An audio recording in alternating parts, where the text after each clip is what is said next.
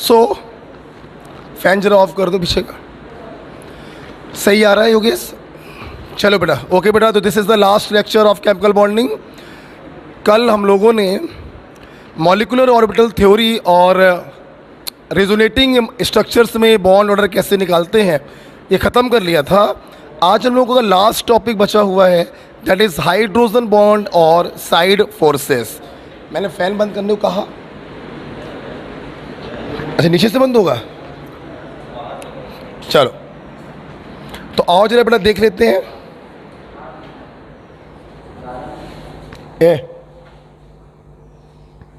Hydrogen bond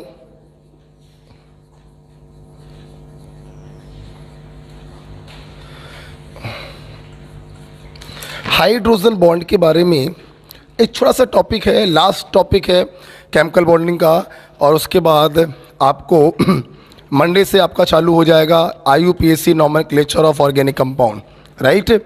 so what is hydrogen bond? उसके पहले मैं आपको एक बात बताना चाहूँगा कि हाइड्रोजन बॉन्ड के बारे में बताया था बाई लैटिमर एंड रोडेबस।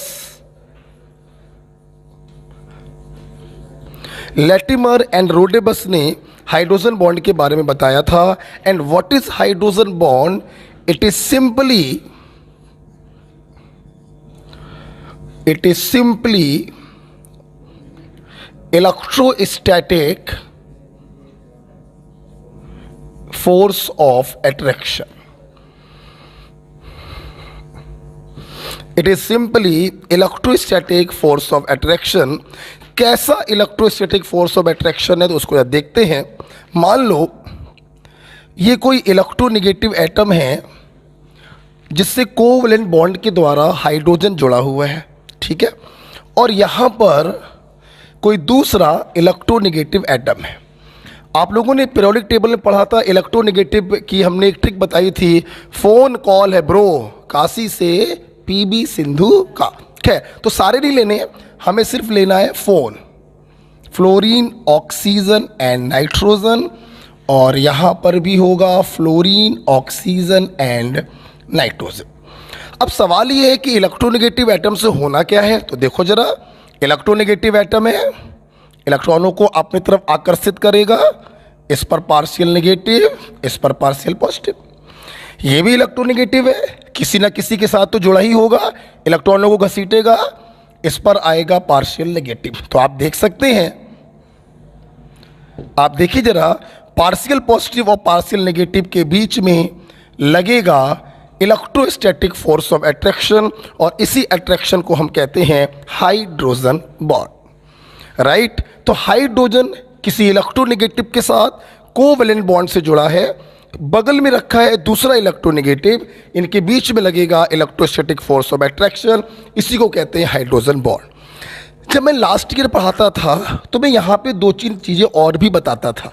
जैसा कि आप जानते हैं उतना एडवांस पढ़ने की हमें इस साल ज़रूरत नहीं है, तो जितना अपन का NCERT में है उससे 10-20% ज़्यादा पढ़ना है। अपन तो पढ़ाते थे NCERT से 100 गुना 100% ज़्यादा, उसकी ज़रूरत नहीं है। जितना NCERT में लिखा है उससे 10-20% ज़्यादा पढ़ना, right. So this is about the hydrogen bond. अब सोचो जरा, सोचो हाइड्रोजन पर और इस इलेक्ट्रोनेगेटिव एटम पर ये जो चार्ज है ये जितना ज़्यादा होगा, इलेक्ट्रोस्टैटिक फोर्स ऑफ अट्रैक्शन भी उतना ज़्यादा होगा, that is strength of hydrogen bond भी उतना ज़्यादा होगा। तो एक बात बताओ, अगर मैं आपसे क्वेश्चन पूछूं, जैसे फॉर एग्जांपल FH एक हाइड्रोजन बॉन्ड ये है, राइट। OH एक हाइड्रोजन बॉन्ड ये है, और NH एक हाइड्रोजन बॉन्ड ये है। अगर मैं आपसे पूछूं इनका स्ट्रेंथ ऑफ हाइड्रोजन बॉन्ड क्या होगा, तो कोई भी बता देगा इलेक्ट्रोनेगेटिविटी जितनी ज़्यादा होगी, फोर्स ऑफ अट्रैक्शन उतना ज़्यादा होगा, चार्ज का वैल्यू उतना ज़्यादा होगा, सो हाइड्रोजन बॉन्ड का स्ट्रेंथ भी उतना ज़्यादा होगा। इसलिए this hydrogen bond is much more stable then this and this is much more stable then that. बात क्लियर हो गया? अच्छा, अब सोचो अगर मैं यहां पर एक क्वेश्चन ये बना दूं, सोचना जरा, FH और यहां पर मैं F माइनस रखूं, तो जरा सोचना इसकी तुलना में यहां पर ये जो हाइड्रोजन बॉन्ड होगा स्ट्रांग होगा या वीक होगा? ऑफ कोर्स स्ट्रांग होगा। क्यों स्ट्रांग होगा? इट्स वेरी सिंपल डियर, यहां पर जो चार्जेस हैं वो पार्शियल हैं, एम आई राइट? जबकि यहां पर देखिए एक तो पार्शियल है, एग्री, लेकिन दूसरा क्या हो गया? फुल। तो यहां पर फोर्स ऑफ अट्रैक्शन बहुत ज्यादा, तो स्ट्रेंथ ऑफ हाइड्रोजन बॉन्ड भी बहुत ज्यादा। सो this is the order of strength of hydrogen bond. Okay, तो ध्यान रखिएगा हाइड्रोजन बॉन्ड कैसे बनाएंगे। किसी इलेक्ट्रोनेगेटिव से हाइड्रोजन कोवेलेंट बॉन्ड से जुड़ा होना चाहिए, बगल में दूसरा इलेक्ट्रोनेगेटिव होना चाहिए, उनके बीच में लगेगा फोर्स ऑफ अट्रैक्शन, इसी को कहते हैं हाइड्रोजन बॉन्ड। ओके, लिख सकते हैं। ठीक है, इसके बाद एक छोटा सा सवाल कराते हैं। तुम लोग क्यों लिख रहे हो? बाद में पढ़ना। तो तुम तो अभी IUPAC पढ़ रही होगी ना? ठीक है, ये डिस्टर्ब कर रहा होगा आपको, थोड़ा उधर खिसक जाओ। ओके डियर, लिख लिया बेटा आप लोगों ने? चलिए हटा दूं इसको, हटा दूं? अच्छा, तो ये एक छोटा सा इंट्रोडक्शन हुआ अबाउट द हाइड्रोजन बॉन्ड। अब मैं इसको हटाता हूं और एक छोटा सा प्यारा सा बिल्कुल मेरे जैसा एक क्वेश्चन कराते हैं। क्या है क्वेश्चन? क्वेश्चन है hydrogen bond is present between, मैं 4 ऑप्शन दूंगा, हर ऑप्शन में 2-2 मॉलिक्यूल लिखे होंगे, आपको यह बताना होगा किस ऑप्शन में दोनों मॉलिक्यूल के बीच में हाइड्रोजन बॉन्ड होगा। It's a very simple, electronegative से कोवेलेंट बॉन्ड से H जुड़ा होना चाहिए, बगल में दूसरा इलेक्ट्रोनेगेटिव होना चाहिए, उनके बीच में बनेगा हाइड्रोजन बॉन्ड। बहुत ही पॉपुलर क्वेश्चन है ये आपके एग्जाम का। मैंने ऑप्शन दिया NH3 and NH3, B NH3 and CH4, बहुत ही पॉपुलर सवाल है। वाटर एंड से ईथर, और मैंने दिया HCl एंड HCl, मैंने दिया for example ether and ether, और से मैंने एक और बना दिया वाटर एंड एल्कोहल, राइट। अब अपन को पता करना था इनमें वो कौन सा ऑप्शन है जिसमें मॉलिक्यूल के बीच में हाइड्रोजन बॉन्ड बनेगा। इट्स वेरी सिंपल, अपन को 2 चीजें देखनी है।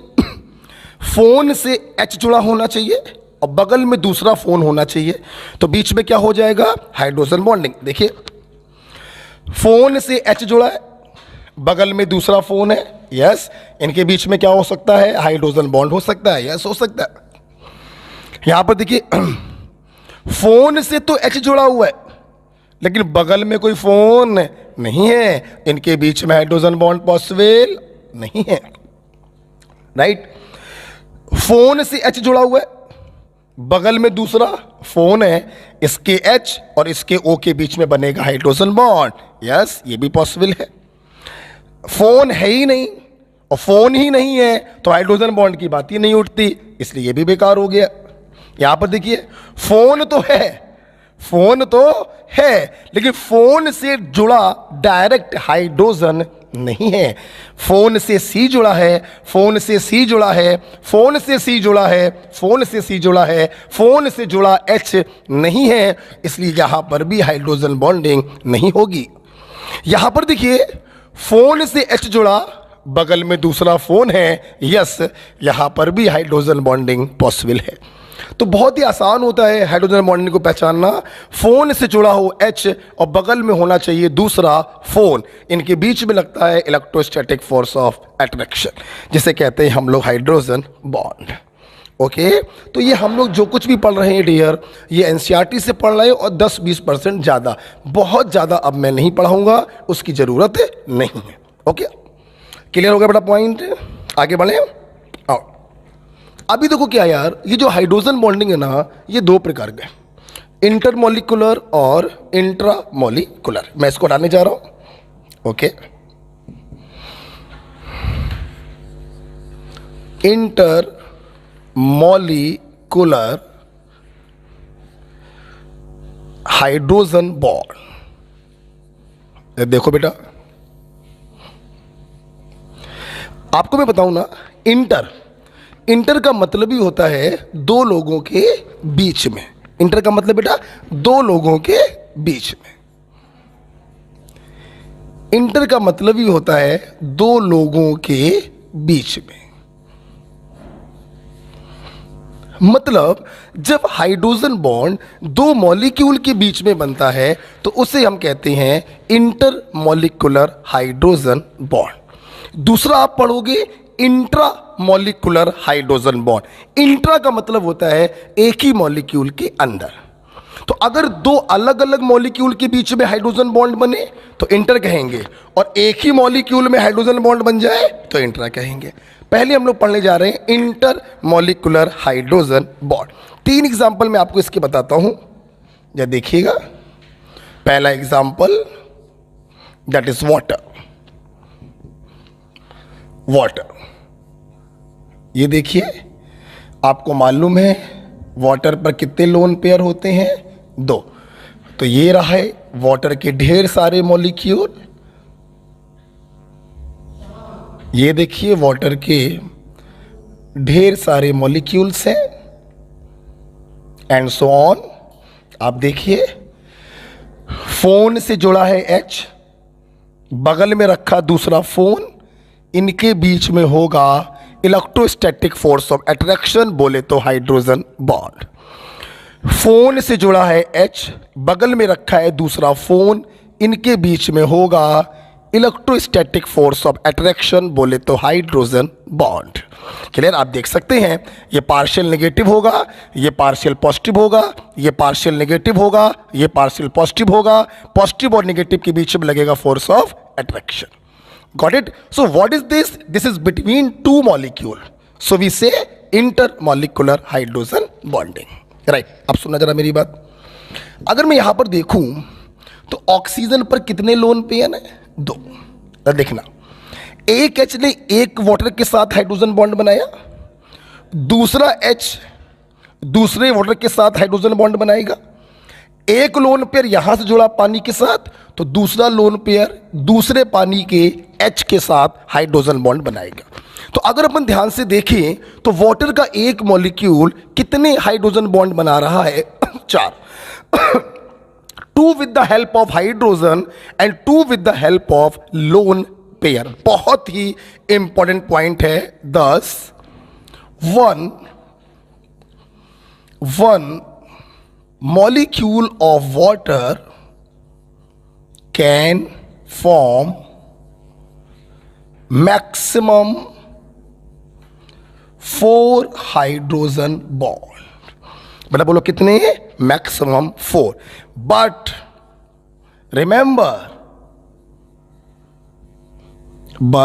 Remember in vapor phase no hydrogen bond, but remember in vapor phase no hydrogen bond। अरे हुजूर एक बात बताओ, वेपर क्या है? वेपर बोले तो गैस, और गैस में मॉलिक्यूल के बीच में लगने वाले फोर्स ऑफ अट्रैक्शन ऑलमोस्ट क्या हो जाते हैं, 0। भाई कोई चीज गैस में बदलेगी ही तब जब उनके बीच में लगने वाले अट्रैक्शंस खत्म हो जाते हैं, सारे मॉलिक्यूल अलग अलग हो जाते हैं, तभी तो वो गैस में बदलेगा। अगर उनके बीच में फोर्स ऑफ अट्रैक्शन लग रहा है तो काहे का गैस, फिर तो वो लिक्विड होगा, सॉलिड होगा। गैस में तो कोई भी फोर्स नहीं लगता ना। तो ये अपने आप आपको समझना चाहिए। अगर वेपर फेज में बात करी जाए तो किसी भी प्रकार का अट्रैक्शन नहीं होगा, इसलिए 0 hydrogen bond in vapour phase. ये जो हम लोग बोलते हैं कि एक वाटर 4 हाइड्रोजन बॉन्ड बनाता है, ये लिक्विड फेज में हम लोग बोलते हैं। क्लियर है? अच्छा, पहला एग्जांपल समझ में आ गया। मैं इसको हटा रहा हूं, हटा दो बेटा, आप लोगों ने लिख लिया, हटा रहा हूं भाई, ठीक है। चल दूसरा एग्जांपल देखते हैं। पहला एग्जांपल हो गया वाटर का, intermolecular hydrogen bonding. 1 water can form maximum 4 hydrogen bond, 2 with the help of 2 hydrogen and 2 with the help of 2 lone pairs, right? Next, दूसरा एग्जांपल है अमोनिया। देखिए ये रहा आपका अमोनिया, एक लोन पेयर होगा। अमोनिया का पहला मॉलिक्यूल, अमोनिया का दूसरा मॉलिक्यूल, अमोनिया का तीसरा मॉलिक्यूल एंड सो ऑन। उम्मीद करते हैं आपको समझ में आ गया होगा। फोन से जुड़ा है H, बगल में रखा हुआ है दूसरा फोन, इनके बीच में बनेगा hydrogen bond, something like this. ये आगे जाएगा और ये इस प्रकार से पीछे जाएगा। आपको जैसे मैंने वाटर के बारे में एक एक्स्ट्रा बात बताई कि 1 water can form maximum 4 hydrogen bond, ammonia के बारे में भी मैं एक यहाँ पर एक्स्ट्रा बात बताता हूँ कि due to hydrogen bonding ammonia molecule arrange linearly. आप देखिए कैसे दिखाई पड़ रहे हैं, एक चेन दिखाई पड़ रही है। क्या दिखाई पड़ रही है? एक चेन दिखाई पड़ रही है। सो अमोनिया मॉलिक्यूल अरेंज लीनियरली। मैं यहां पर आपको एक बात और बताता हूं, आपको अच्छी लगेगी। देखिए ये कोई कॉन्सेप्ट नहीं है। अब जो मैं बोलने जा रहा हूं, जो मैं अब बोलने जा रहा हूं वो कोई कॉन्सेप्ट नहीं है, बस एक ऐसे ही बनाया हुआ हल्का फुल्का पॉइंट है। ठीक, सुनना मेरी बात, बनाया हुआ पॉइंट है, समझना। अगर कोई आपसे कहे कि अमोनिया का एक मॉलिक्यूल कितने हाइड्रोजन बॉन्ड बनाएगा, तो हो सकता है आपको फील आ रहा हो कि 3 H से बना लेगा और एक लोन पेयर से बना लेगा। आपको लग रहा होगा 4 बनाएगा, नहीं। ये समझिएगा, कॉन्सेप्ट नहीं है, मेरा बनाया हुआ फंडा है। H और लोन पेयर, उसमें से जिसकी वैल्यू कम हो, आपने मोल पढ़ा होगा, कितना प्रोडक्ट बनेगा ये कौन डिसाइड करता था? लिमिटिंग रिएजेंट, मतलब जिसका अमाउंट कम हो। बस वही फंडा यहां लगा दो। H और लोन पेयर में जिसका नंबर कम हो वो डिसाइड करेगा कितने हाइड्रोजन बॉन्ड बनेंगे। जैसे 3 H है, एक लोन पेयर, कम कौन है? एक लोन पेयर, तो एक लोन पेयर से बनेगा, एक H से बनेगा, तो अमोनिया का एक मॉलिक्यूल 2 हाइड्रोजन बॉन्ड बनाएगा। खत्म होगी बात। जैसे मान लो अपन बात करें वाटर। अब सवाल आया वाटर में कितने हाइड्रोजन बॉन्ड बनेंगे? देखना 2 H है और 2 लोन पेयर, तो दोनों ही लिमिटिंग है, तो दोनों H भी इन्वॉल्व होंगे और दोनों लोन पेयर भी इन्वॉल्व होंगे। कितने बनेंगे? 4। ट्रिक है, कोई कॉन्सेप्ट नहीं है। देखते हैं आपको कुछ समझ में आया। अगर देखते हैं HF, F के पास कितने लोन पेयर? 3। बताओ कितने बनेंगे? कितने बनेंगे? 2। क्यों? एक H है और 3 लोन पेयर, तो लिमिटिंग कौन हो गया? H। तो एक H से बनेगा और एक ही बनेगा लोन पेयर से। कितने बनेंगे? 2। ओके, फॉर एग्जाम्पल देखते हैं आपको समझे कि नहीं समझे। मान लो अगर मैं आपसे कहूं, चलो समझ गए होगे, ठीक है, तो इससे 2 हाइड्रोजन बॉन्डिंग के कारण अमोनिया मॉलिक्यूल जो होते हैं वो लीनियरली अरेंज हो जाते हैं। Got it dear? एक वाटर कितने बनाएगा? 4, एक अमोनिया से 2। ओके, तीसरा हम लोग देखेंगे। HF में देख सकते हैं, yes, HF, HF, HF, HF, HF। उम्मीद करते हैं दिखाई पड़ गया होगा। देखिए, फोन से जुड़ा H, बगल में दूसरा phone, electrostatic force of attraction. Phone से जुड़ा H, बगल में दूसरा phone, electrostatic force of attraction. Phone से जुड़ा H, बगल में दूसरा phone, electrostatic force of attraction, electrostatic force of attraction. यहां पर भी मैं आपको एक एक्स्ट्रा बात बताना चाहूंगा। जिस प्रकार से अमोनिया लीनियरली अरेंज हो जाता है due to hydrogen bonding, HF जो होता है वो जिग जैग पैटर्न में अरेंज होता है। कैसे बेटा? जिग जैग पैटर्न में arranged in zig zag pattern. Okay, तो due to intermolecular hydrogen bond, HF molecule arranged in zig zag pattern. इस प्रकार से मैंने आपको 3 एग्जाम्पल कराए इंटरमॉलिक्यूलर हाइड्रोजन बॉन्डिंग के। ठीक है,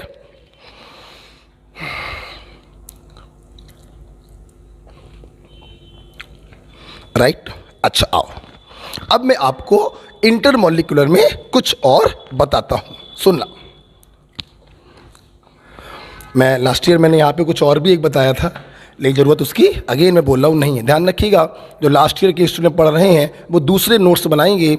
लास्ट ईयर के नोट्स काफ़ी एडवांस थे, काफ़ी बड़ी थ्योरी थी हमारी। हमने उसको क्या किया है, कट शॉर्ट किया है अकॉर्डिंग टू नीट 2020 को देखते हुए। ओके, तो अपन को क्या करना है, ज़्यादा नहीं पढ़ना है, क्या ज़्यादा बार पढ़ना है। ओके, ज़्यादा नहीं पढ़ना है, ज़्यादा बार पढ़ना है। और ज़्यादा बार अपन तभी पढ़ पाएंगे जब नोट्स थोड़े से छोटे हो, है ना। ओके, सो अब मैं यहां पर आपको क्या बताना चाहता हूं, सुनना जरा, सोचो। इस इंटरमॉलिक्यूलर हाइड्रोजन बॉन्डिंग के कारण ढेर सारे मॉलिक्यूल आपस में क्या हो गए, एसोसिएट हो गए। जब ढेर सारे मॉलिक्यूल एसोसिएट हो गए तो जाहिर सी बात है उनका मॉलिक्यूलर वेट सडनली बढ़ गया।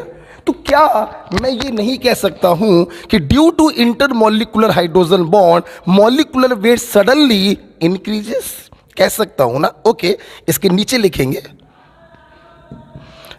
लिखेंगे, सुन लीजिए बेटा पहले, कि इंटरमॉलिक्यूलर हाइड्रोजन बॉन्ड के कारण लाखों हजारों मॉलिक्यूल आपस में जुड़ जाते हैं, जिससे उनका मॉलिक्यूलर वेट एनॉर्मसली बढ़ जाता है, सडनली बढ़ जाता है। आप मुझसे भविष्य में पढ़ेंगे, मॉलिक्यूलर वेट जितना ज़्यादा होता है उस लिक्विड को वेपर में बदलना उतना ही मुश्किल होता है। क्यों? जो जितना ज़्यादा भारी होता है उसमें फोर्स ऑफ अट्रैक्शन उतना ज़्यादा होता है, और अट्रैक्शन जितना ज़्यादा होगा उसको वेपर में बदलना उतना ही मुश्किल। उतना ही मुश्किल का मतलब है कि आपको उसको उतना ही ज़्यादा गर्म करना पड़ेगा, तब हाई टेम्परेचर पर जाकर वो वेपर में बदलेगा। कहने का मतलब, जिसका मॉलिक्यूलर वेट ज़्यादा होता है उसका बॉइलिंग पॉइंट भी ज़्यादा होता है। बॉइलिंग पॉइंट की एग्जैक्ट डेफिनेशन आप हमसे पढ़ोगे in the chapter colligative property. अभी सिर्फ मोटे मोटे बुद्धि में आप इतना समझ लीजिए, लिक्विड का वेपर में बदलना जिस टेम्परेचर पर होता है that temperature is called boiling point. आप समझेंगे, मॉलिक्यूलर वेट बढ़ गया, अच्छा तो फोर्स ऑफ अट्रैक्शन बढ़ गया, और फोर्स ऑफ अट्रैक्शन अगर बढ़ गया तो उसको वेपर में बदलना मुश्किल। मुश्किल का मतलब गर्म करना पड़ेगा ज़्यादा, मतलब बॉइलिंग पॉइंट ज़्यादा। अब हमसे पढ़ रहे हैं, रेक्टिफिकेशन बिल्कुल भी नहीं, समझेंगे चीज़ों को। ठीक, मैंने अभी भी बोला कि इंटरमॉलिक्यूलर के कारण मॉलिक्यूलर वेट बढ़ गया, फोर्स बढ़ गया, वेपर में बदलने की टेंडेंसी कम हो गई। केमिस्ट्री की भाषा में वेपर में बदलने की टेंडेंसी केमिस्ट्री की भाषा में कहलाती है वोलेटिलिटी। दो बार बोलो, वोलेटिलिटी। दो बार बोलो, volatility. What is volatility? Hindi में बताओ, वेपर में बदलने की टेंडेंसी को कहते हैं वोलेटिलिटी। तो वो क्या हो गई बेटा, बोलो, कम। तो क्या मैं लिख सकता हूं कि it is inversely proportional to volatility. Got it? बिल्कुल आराम से धीमे से समझना। आग मतलब सोच लो, इंटरमॉलिक्यूलर हाइड्रोजन बॉन्ड, ओके, हजारों मॉलिक्यूल जुड़ गए, ओके, मॉलिक्यूलर वेट अचानक से बढ़ गया, ठीक है भाई, साइड फोर्सेस बढ़ गए, ठीक है भाई, वेपर में बदलने की टेंडेंसी मतलब वॉलेटिलिटी क्या हो गया, कम हो गया। जब वेपर में बदलने का टेंडेंसी कम हो गया, वोलेटिलिटी कम हो गया, तो हमें ज़्यादा गर्म करना पड़ेगा, मतलब उसका बॉइलिंग पॉइंट क्या हो गया, ज़्यादा। Got it? Okay, next point सुना बेटा, ये जो इंटरमॉलिक्यूलर हाइड्रोजन बॉन्डिंग है, यही वो केस है जिसके कारण सॉल्युबिलिटी बढ़ जाती है। ओके, सुनिएगा जरा, सब लोग समझाएंगे। आपको मालूम है, like dissolve like, ionic compound ही वाटर में डिसॉल्व हो सकते हैं, कोवैलेंट कंपाउंड वाटर में डिसॉल्व नहीं हो सकते, फिर भी शक्कर पानी में घुल जाती है, दारू भी पानी में मिलकर एक पैग बना लेता है। व्हाट इज दारू? दारू इज अल्कोहल, एथिल अल्कोहल। तो आखिरकार मेरे भाई, तू तो कोवैलेंट था, तू पानी में कैसे घुल सकता है? तो उसने बोला, भाई परेशान मत हो, वो होता ये है कि हम पानी के साथ हाइड्रोजन बॉन्ड बना लेते हैं, और इस हाइड्रोजन बॉन्ड के कारण ये अल्कोहल जो है पानी में घुल जाता है और एक पैग बन जाता है, जिसको पीने के बाद अक्सर लोग अगले दिन नाली में औंधे मुंह दिखाई पड़ते हैं। ठीक है, तो किसने घोला? हाइड्रोजन बॉन्ड घोला। मतलब इंटरमॉलिक्यूलर हाइड्रोजन बॉन्ड जितना ज्यादा होगा, हम कह सकते हैं उसका सॉल्युबिलिटी भी उतना ज्यादा होगा। Got it? रटेंगे नहीं बिल्कुल भी। Next and last, intermolecular hydrogen bond जितना ज्यादा होगा, विस्कोसिटी भी उतनी ज्यादा होगी। विस्कोसिटी भी उतनी ज्यादा होगी। इंटरमॉलिक्यूलर हाइड्रोजन बॉन्ड जितना ज्यादा होगा, विस्कोसिटी भी उतनी ज्यादा होगी। अब तुम सोच रहे होगे ये विस्कोसिटी क्या, मुझे भी नहीं आता है, एक्चुअली ये फिजिक्स का टॉपिक है। मुझे इतना आता है कि विस्कोसिटी का मतलब होता है चिपचिपाहट। क्या मतलब होता है विस्कोसिटी का? चिपचिपाहट, दैट्स इट। जैसे जैसे एथिल अल्कोहल, समझेंगे, लिखेंगे नहीं, समझेंगे। ये रहा एथिल अल्कोहल, ये रहा ग्लाइकॉल, लिखना नहीं है, हम बाद में खुद लिख पाएंगे, और ये रहा ग्लिसरॉल। ग्लिसरॉल मतलब ग्लिसरीन, जो सर्दियों में मम्मी लोग घर पे बना देती हैं और हम लोग अपनी स्किन पर लगाते हैं ताकि हमारी स्किन मॉइस्चर बना रहे, वो सूख ना पाए। आपने देखा होगा एथिल अल्कोहल पानी के तरीके लिक्विड होता है, ग्लाइकॉल थोड़ा सा गाढ़ा लिक्विड होता है, और ग्लिसरीन को कभी देखना, ये सेमी सॉलिड होती है। क्या होती है? क्यों? क्योंकि यहां पर एक्सटेंट ऑफ हाइड्रोजन बॉन्ड सबसे कम, यहां पर एक्सटेंट ऑफ हाइड्रोजन बॉन्ड उससे ज्यादा, और यहां पर एक्सटेंट ऑफ हाइड्रोजन बॉन्ड सबसे ज्यादा। तो जैसे जैसे इंटरमॉलिक्यूलर हाइड्रोजन बॉन्डिंग बढ़ती जा रही है, आप देख सकते हैं चिपचिपाहट बढ़ती जा रही है, विस्कोसिटी बढ़ती जा रही है। सो दिस वन, हमारी बात समझ में आ रही है? तो क्या याद करते हैं कुछ? जो याद करता है बेटा, ध्यान रखना, सिलेक्शन से वो धीरे धीरे दूर होता चला जाता है। इसलिए केमिस्ट्री है, केमिस्ट्री में याद नहीं करना है। ओके, सो मैं उम्मीद करता हूं आपको इंटरमॉलिक्यूलर हाइड्रोजन बॉन्डिंग क्लियर हुआ होगा। ओके डियर, तो आप चाहो तो अब लिख तो दिया ही है, तो लिख लो एग्जाम्पल, ये भी डाल ही लो क्या जा रहा है। ठीक है, विस्कोसिटी ऑर्डर। अब जब मेहनत हमने कर ही दी है, ऑर्डर ऑफ विस्कोसिटी, ठीक है। ओके, सो ठीक है बेटा, this is about the intermolecular hydrogen bond. अब हम लोग को बेटा क्या पढ़ना है? Intramolecular hydrogen bond. ओके, तो अब बेटा हम लोगों को जो है पढ़ना है इंट्रामॉलिक्यूलर हाइड्रोजन बॉन्डिंग, राइट। अभी हम लोगों ने इंटरमॉलिक्यूलर देखा, जब दो मॉलिक्यूल के बीच में हाइड्रोजन बॉन्ड बना था तो वो इंटरमॉलिक्यूलर था। अब हम लोग को पढ़ना है इंट्रामॉलिक्यूलर हाइड्रोजन बॉन्डिंग। इंट्रा का मतलब होता है with in A molecule. Intra का मतलब क्या है? विद इन ए मॉलिक्यूल, मतलब एक ही मॉलिक्यूल के अंदर। और जानते हो जब एक ही मॉलिक्यूल के अंदर हाइड्रोजन बॉन्डिंग बनती है तो एक रिंग का फॉर्मेशन हो जाता है। इसीलिए बेटा इसको हम लोग चिलेशन भी कहते हैं। बेटा बोलो क्या कहते हैं? Chelation, due to ring formation, due to ring formation. ठीक है, अच्छा सुनना बेटा। फॉर एग्जाम्पल मैंने आपको दिया कि आप लोग इसको जानते हो, this is what, this is phenol. बेटा बोलो क्या है? फिनॉल। कोई प्रॉब्लम? इसकी फिनॉल, अच्छा आपने पढ़ा होगा 11th-12th में, बेंजीन में जब किसी ग्रुप को लगा देते हैं तो अगल बगल वाली पोजीशन कहलाती है ऑर्थो पोजीशन। बेटा बोलो क्या कहलाती है? Ortho position. ऑर्थो के बगल वाली कहलाती है मेटा पोजीशन और मेटा के बगल वाली कहलाती है पैरा पोजीशन। ठीक है, तो आप जानते हैं बेटा मैंने क्या किया, फिनॉल की ऑर्थो पोजीशन पे नाइट्रो ग्रुप को लगा दिया। बेटा किसको लगा दिया? नाइट्रो ग्रुप को। अब जरा देखो, ध्यान से देखो, तो इसका बेटा नाम क्या बन गया? इसका नाम बन गया ऑर्थो नाइट्रो फिनॉल। ओके, ध्यान देखना बेटा, फोन कॉल से एच लगा है और बगल में दूसरा फोन कॉल है, तो इनके बीच में क्या हो जाएगी? Hydrogen bonding. अगर आप ध्यान से देखें तो जब ये हाइड्रोजन बॉन्डिंग हुई एक ही मॉलिक्यूल के अंदर हुआ, इसलिए इसको कहते हैं intra molecular hydrogen bonding. Chelation क्यों कह रहे हो? आप देखो 1 2 3 4 5 6 6 मेंबर्ड रिंग का फॉर्मेशन हो रहा है, इसलिए इसको हम लोग कहते हैं चिलेशन। ठीक है, अच्छा एक बड़ा इसका एग्जांपल हम लोग और देखेंगे। जैसे देखो बेटा, Cl3 CH OH का होल ट्वाइस।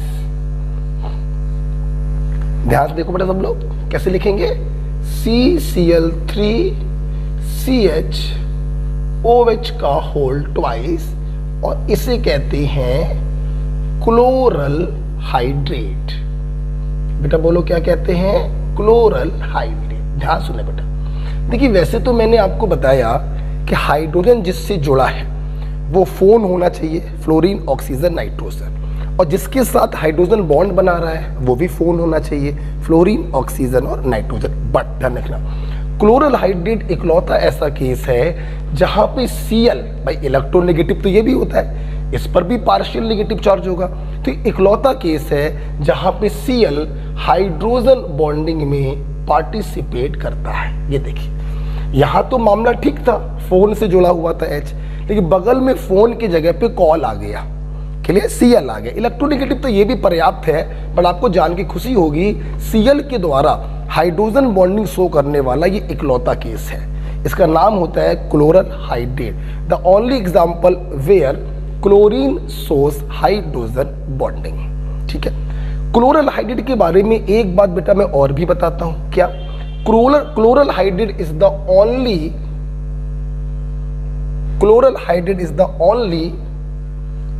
Stable gemdiol. देखिए बेटा ओनली वर्ड सही तो नहीं है, और भी बहुत सारे ऐसे मॉलिक्यूल होते हैं जिनके एक कार्बन पे 2 OH होते हैं, फिर भी वो स्टेबल होते हैं, लेकिन वो ज़्यादा है, आपको पता पढ़ना नहीं है। आप इतना दिमाग लगा के रखिए कि क्लोरल हाइड्रेट एक ऐसा जेमडाइऑल है। जेमडाइऑल का मतलब होता है जब एक ही कार्बन पर 2 OH हो। हाशिए पे पहले लिखिए जरा, फिर आगे बढ़ते हैं, लफड़ा हो रहा है बीच में। हाशिए पे लिखिए, देखिए बेटा एक कार्बन पर जब 2 OH होते हैं तो इसे कहते हैं जेम डाइऑल, पहले ये समझो। और ये जो बेटा जेम डाइऑल होते हैं ये बेटा अनस्टेबल होते हैं। बेटा क्या होते हैं? अनस्टेबल होते हैं। तुरंत क्या होता है बेटा, इनके अंदर से इस प्रकार से वाटर मॉलिक्यूल निकल जाता है, एक वैलेंसी कार्बन की खाली हुई, एक वैलेंसी ऑक्सीजन की खाली हुई, दोनों ने आपस में बॉन्ड बना लिया और इस प्रकार से ये कार्बोनिल कंपाउंड बन जाता है। ओके बेटा, तो ध्यान रखना जेम डाइऑल यूजली बेटा अनस्टेबल होते हैं, वाटर को लूज करते हैं और कार्बोनिल कंपाउंड में बदल जाते हैं। लेकिन ध्यान दीजिए क्लोरल हाइड्रेट देखिए जेम डाइऑल है, एक ही कार्बन पर 2 OH है, उसके बावजूद भी ये पानी को लूज नहीं करेगा, उसके बावजूद भी बेटा ये स्टेबल होगा। क्यों स्टेबल होगा? क्योंकि ये दोनों OH जो हैं हाइड्रोजन बॉन्डिंग के द्वारा स्टेबलाइज हो रहे हैं। इसलिए ये एग्जाम्पल 2 बातों से बहुत ही महत्वपूर्ण बनना है। पहली बात हो गई कि only example where chlorine participate in hydrogen bonding, और दूसरी बात हो गई जेम डाइऑल होने के बावजूद भी ये स्टेबल है। ये दोनों बातें इस एग्जाम्पल को बहुत ही इंपॉर्टेंट बनाती हैं। याद रखिएगा क्लोरल हाइड्रेट CCl3 CHOH का होल ट्वाइस, जहां बैठे हो बोलो CCl3 CHOH का whole twice chloral hydrate. Okay बेटा, अच्छा भाई अब सुनना बेटा, अब सुनना, यहां पर देखो रिंग का फॉर्मेशन हो रहा है, 1 2 3 4 5 मेंबर्ड रिंग का फॉर्मेशन हो रहा है, इसीलिए नाम क्या पड़ता है? चिलेशन। अच्छा बेटा अब सुनना, अब सुनना बेटा, जब हम लोगों ने इंटरमॉलिक्यूलर पढ़ा तो वहां पे मॉलिक्यूल के बीच में हाइड्रोजन बॉन्डिंग हो रही थी, तो बहुत सारे मॉलिक्यूल आपस में एसोसिएट हो रहे थे, मॉलिक्यूलर वेट बढ़ रहा था, बॉइलिंग पॉइंट बढ़ रहा था, वोलेटिलिटी घट रही थी। लेकिन चिलेशन के कारण क्या हुआ? एक ही मॉलिक्यूल आपस में गुत्थमुत गया और इसने दूसरे मॉलिक्यूल से अपने रिलेशन क्या कर दिए? खत्म कर दिए। मतलब ये आइसोलेट हो गया। पहले दूसरों के साथ इंटरेक्शन था भी, लेकिन इस चिलेशन के कारण ये आपस में ही संतुष्ट हो गया और दूसरों से इसने अपने रिलेशन क्या कर दिए? खत्म कर दिए। तो क्या मैं ये नहीं कह सकता हूं कि इस इंट्रामॉलिक्यूलर हाइड्रोजन बॉन्डिंग के कारण बॉइलिंग पॉइंट क्या हो जाएगा? कम हो जाएगा। और बॉइलिंग पॉइंट अगर कम हो गया तो वोलेटिलिटी बढ़ गया। मैंने अभी आपको पढ़ाया था, वोलेटिलिटी को हिंदी में बोलो वेपर में बदलने की टेंडेंसी। ठीक है, तो मैं इसको हटा रहा हूं, तो इसके नीचे हम लोग क्या लिखेंगे? तो यहां से हमें सीखने को क्या मिल गया? यहां से हमें सीखने को क्या मिल गया कि इंट्रा मॉलिक्यूलर हाइड्रोजन बॉन्डिंग के कारण मॉलिक्यूल क्या करता है? दूसरे मॉलिक्यूल से अपने इंटरेक्शंस खत्म कर देता है, तो बॉइलिंग पॉइंट कम हो जाता है और वोलेटिलिटी जो है वो बढ़ जाती है। So this is about the intramolecular hydrogen bonding। शायद मैंने इंटर वाले में सिर्फ बोल दिया था, लिखवाया नहीं था। आप लिख लीजिए, वोलेटिलिटी का मतलब होता है वेपर में, बोलो बेटा,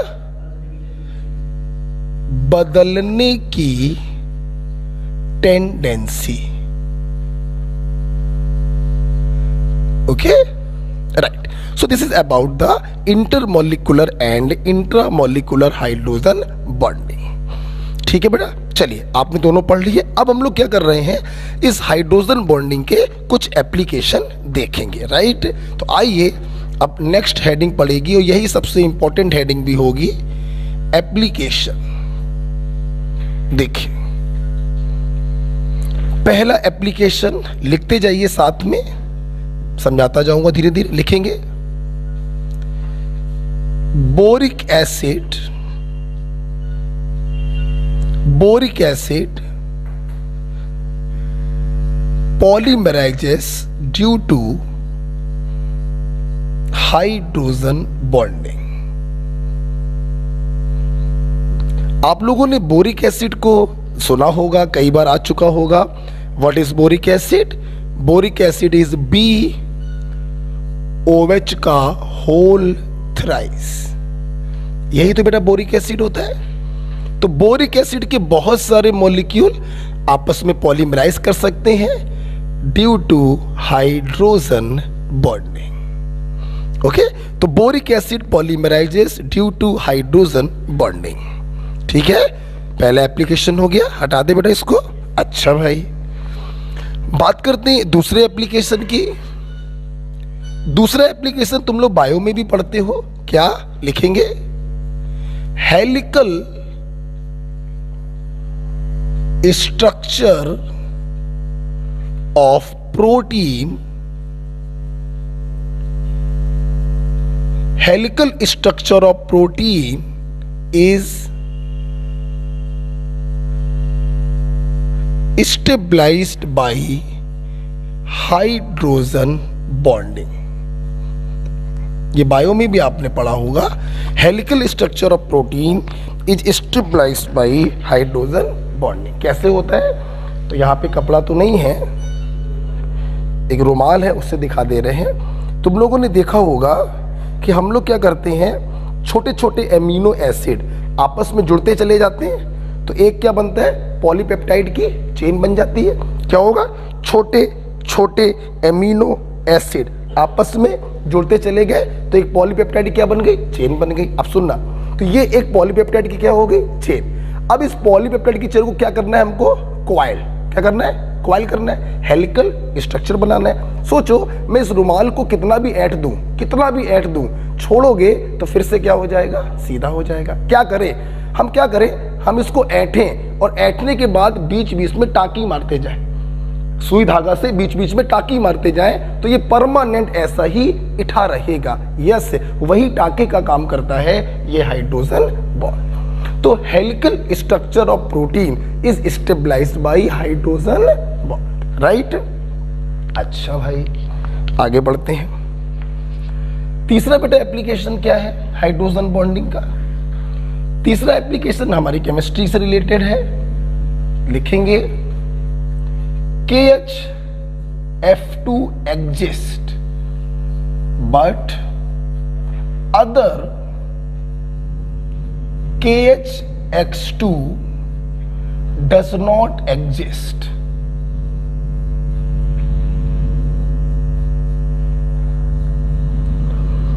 KHF2 exists but other KHX2 does not exist. Again the reason is hydrogen bonding. कैसे? देखो, आपको मालूम है HF और ये रहा दूसरा HF। आपको मालूम है कि HF में क्या पॉसिबल है? HF में पॉसिबल है हाइड्रोजन बॉन्ड। पॉसिबल है, फोन कॉल से जुड़ा है H, बगल में है दूसरा फोन कॉल। और ये भी मालूम है, अभी आपने थोड़ी देर पहले देखा था कि इनके बीच का जो हाइड्रोजन बॉन्ड होगा बहुत ही स्टेबल होगा। ये इतना स्टेबल होता है बेटा कि HF के दो मॉलिक्यूल आपस में डाइमराइज कर जाते हैं और ये डायमर के फॉर्म में पाए जाते हैं H2F2 के लिए। आप सोच के बताओ, क्या HCl, HBr और HI इनमें से किसी में भी हाइड्रोजन बॉन्डिंग होगी? नहीं। क्या उनमें से कोई भी डायमर के फॉर्म में पाया जाएगा? नहीं। ठीक है, तो डायमर के फॉर्म में सिर्फ कौन पाया जा रहा है? HF। ये जो डायमर है ये अपने अंदर से एक H+ को लूज करके अपना एक एनायन बना लेता है HF2-। ओके, तो आप बताओ, जो इस प्रकार का आयन बनाएगा वही तो इस प्रकार का सॉल्ट बनाएगा। क्या दूसरे हैलोजन एसिड इस प्रकार का एनायन बना सकते हैं? नहीं। इसलिए दूसरे हैलोजन एसिड इस प्रकार का सॉल्ट नहीं बना सकते, राइट। तो सिर्फ KHF2 क्यों बनता है? क्योंकि HF डाइमराइज कर जाता है due to very strong hydrogen bonding. Okay,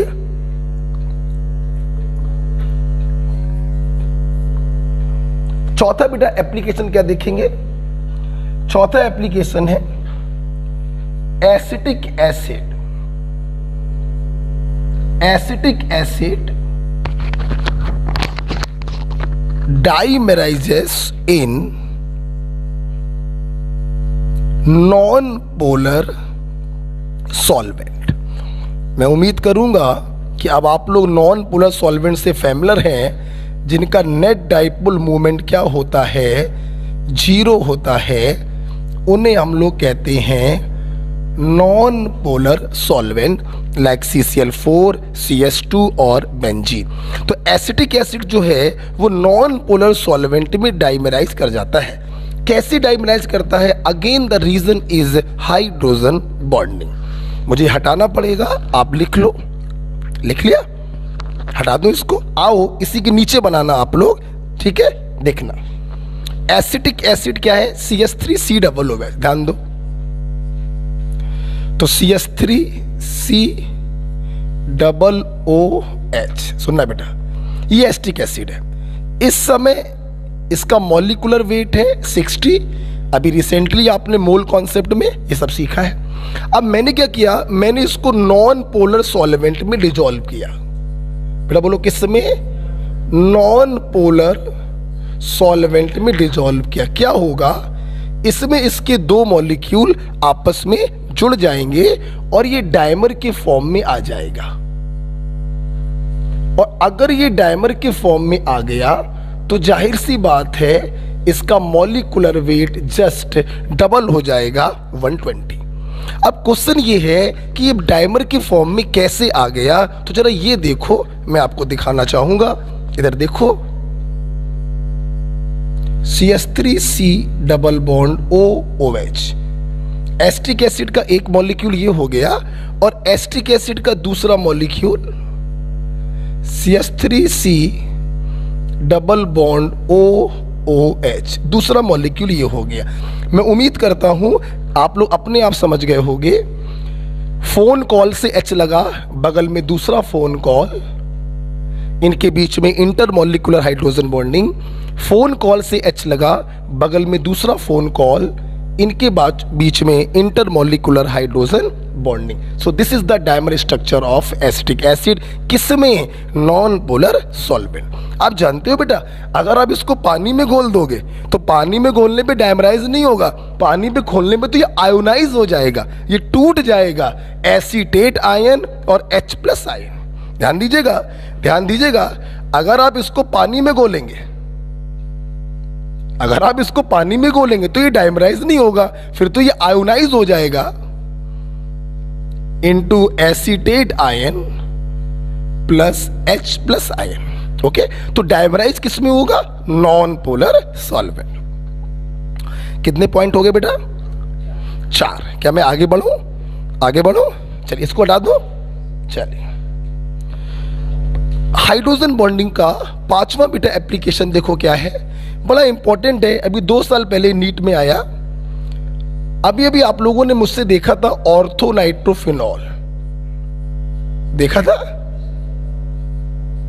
ortho nitrophenol, और एक इसी का आइसोमर होता है पैरा नाइट्रोफिनॉल। ठीक है, देखना बेटा, ये जो ऑर्थो नाइट्रोफिनॉल है यहां पर चिलेशन होता है, आपने देखा था।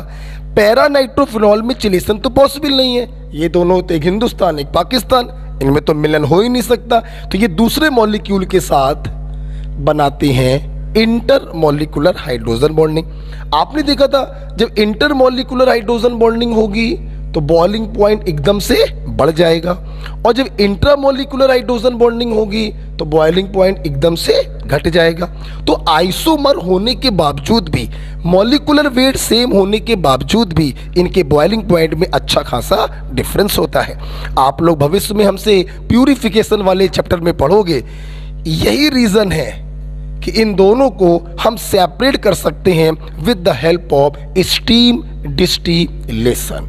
ध्यान रखिएगा, बहुत ही इंपॉर्टेंट एग्जांपल होता है कि स्टीम डिस्टिलेशन से हम किसको सेपरेट कर सकते हैं, ऑर्थो नाइट्रोफिनॉल और पैरा नाइट्रोफिनॉल को, क्योंकि इनके बॉइलिंग पॉइंट में क्या हो गया है, डिफरेंस हो गया है। Hence can be separated by steam distillation. हम लोग इनको स्टीम डिस्टिलेशन से सेपरेट कर सकते हैं क्योंकि इनके बॉइलिंग पॉइंट में काफ़ी डिफरेंस आ गया है। चिलेशन के कारण ऑर्थो नाइट्रोफिनॉल का बॉइलिंग पॉइंट कम हो गया और इंटरमॉलिक्यूलर हाइड्रोजन बॉन्डिंग के कारण पैरा नाइट्रोफिनॉल का बॉइलिंग पॉइंट बढ़ गया। ठीक है, ओके, ये हो गया 5th example. Next 6th application क्या है, ध्यान से देखेंगे बेटा। 6th एप्लीकेशन है hydride of hydride of 5th A, 6th A and 7th A। चलिए आइए मैं अपने छात्रों को समझाता हूं। 5th A का मतलब है नाइट्रोजन फैमिली, बोले तो nitrogen, phosphorus, arsenic, antimony, bismuth. Please सामने देखिए, अभी भी आप लोग केमिकल बॉन्डिंग पढ़ रहे हो, आपको मालूम है 5th ग्रुप के मेंबर 3 बॉन्ड बनाएंगे और अपने ऑक्टेट को पूरा करेंगे। इसलिए जब आप इनका हाइड्राइड बनाएंगे तो कितने कितने हाइड्रोजन अटैच करोगे? 3-3। ठीक है बेटा, ये 5th ग्रुप क्या हो गया। 6th ग्रुप देखो बेटा, ऑक्सीजन, सल्फर, सेलेनियम और टेलुरिनियम। 6th ग्रुप के मेंबर 2 बॉन्ड बनाते हैं अपने ऑक्टेट को पूरा करने के लिए, तो कितने कितने हाइड्रोजन जोड़ोगे? 2-2। ओके, ये रहे 7th ग्रुप के मेंबर, फ्लोरीन, क्लोरीन, ब्रोमीन और आयोडीन। 7th ग्रुप के मेंबर 1 बॉन्ड बनाते हैं, इसलिए कितने हाइड्रोजन जोड़ोगे? 1। HCl, HCl, HBr और HI। ठीक, अब देखो यूजली बेटा, जैसा कि मैंने अभी भी आपको बताया था कि मॉलिक्यूलर वेट जितना ज़्यादा होता है बॉइलिंग पॉइंट भी उतना ज़्यादा होता है। अब देखिए, किसी भी ग्रुप में ऊपर से नीचे जाओगे तो इनका एटॉमिक वेट बढ़ेगा। जब इनका एटॉमिक वेट बढ़ेगा तो इन मॉलिक्यूल का मॉलिक्यूलर वेट बढ़ेगा, और अगर मॉलिक्यूलर वेट बढ़ेगा तो कोई बच्चा भी बता देगा तो इनका बॉइलिंग पॉइंट भी बढ़ता जाएगा, इसमें कोई शक नहीं है। जैसे जैसे मॉलिक्यूलर वेट बढ़ेगा वैसे वैसे बॉइलिंग पॉइंट भी बढ़ेगा। अच्छा भाई, ठीक है, ओके भाई। अब सुनना, अब अगर तुम लोग ध्यान से देखो तो तीनों ग्रुपों के जो फर्स्ट हाइड्राइड है, इन सभी फर्स्ट हाइड्राइड में पॉसिबल है इंटर मॉलिक्यूलर हाइड्रोजन बॉन्ड। सहमत हो कि नहीं हो? ये तीनों ही एग्जांपल मैंने आपको इंटरमॉलिक्यूलर में कराए। अब जब इंटरमॉलिक्यूलर हाइड्रोजन बॉन्डिंग पॉसिबल है तो इनके सैकड़ों मॉलिक्यूल आपस में जुड़ गए, मॉलिक्यूलर वेट एकदम से भयंकर बढ़ गया, बॉइलिंग पॉइंट भी एकदम से बढ़ गया। ये ध्यान रखिएगा बेटा, 5th ग्रुप में बॉइलिंग पॉइंट बढ़कर सिर्फ 2 कदम आगे जाता है, लेकिन 6th ग्रुप और 7th ग्रुप में बॉइलिंग पॉइंट इतना बढ़ जाता है कि ये अपने ग्रुप में मैक्सिमम हो जाता है। बेटा बोलो, क्या हो जाता है? Maximum. So this is what, this is order of boiling point. ध्यान रखिएगा, ओके बेटा।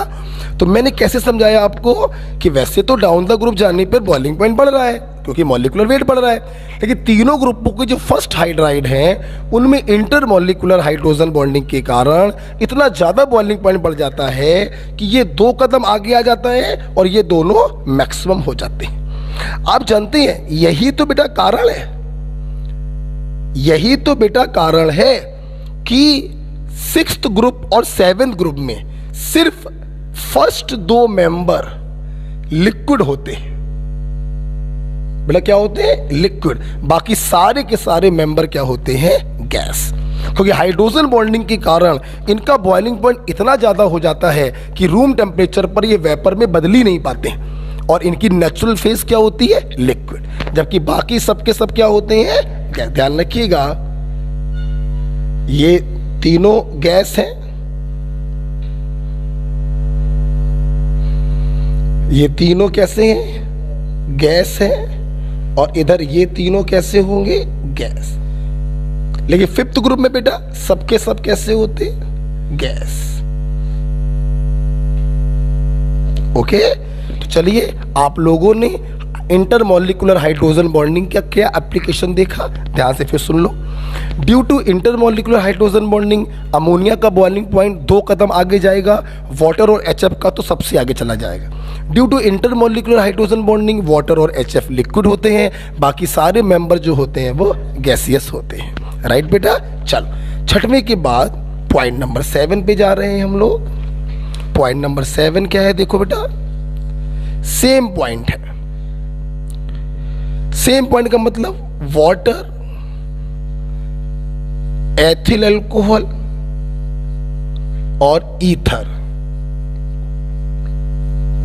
अब ध्यान दें सब लोग, अभी अभी आपने शुरुआत में ये देखा था कि ईथर में फोन तो है लेकिन उससे जुड़ा हाइड्रोजन नहीं है, तो ईथर के मॉलिक्यूल के बीच में हाइड्रोजन बॉन्डिंग पॉसिबल नहीं है, जबकि अल्कोहल के मॉलिक्यूल के बीच में भी हाइड्रोजन बॉन्डिंग होगी और वाटर के मॉलिक्यूल के बीच में भी हाइड्रोजन बॉन्डिंग होगी। तो हाइड्रोजन बॉन्डिंग के कारण इन दोनों के बॉइलिंग पॉइंट जो होते हैं वो ईथर से ज़्यादा हो जाते हैं।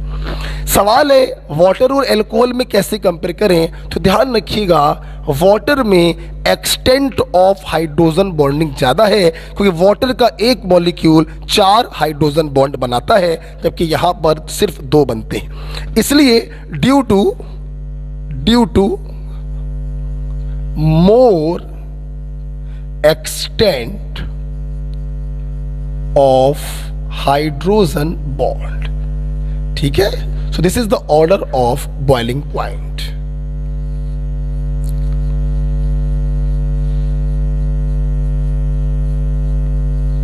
राइट, ईथर का बॉइलिंग पॉइंट सबसे कम क्यों है, क्योंकि ईथर में तो हाइड्रोजन बॉन्डिंग पॉसिबल ही नहीं है, और वाटर का अल्कोहल से ज्यादा क्यों है, due to more extent of hydrogen bonding. एक वाटर मॉलिक्यूल 4 हाइड्रोजन बॉन्ड बना सकता है लिक्विड फेज में, गैस फेज में तो एक भी नहीं होंगे, है ना।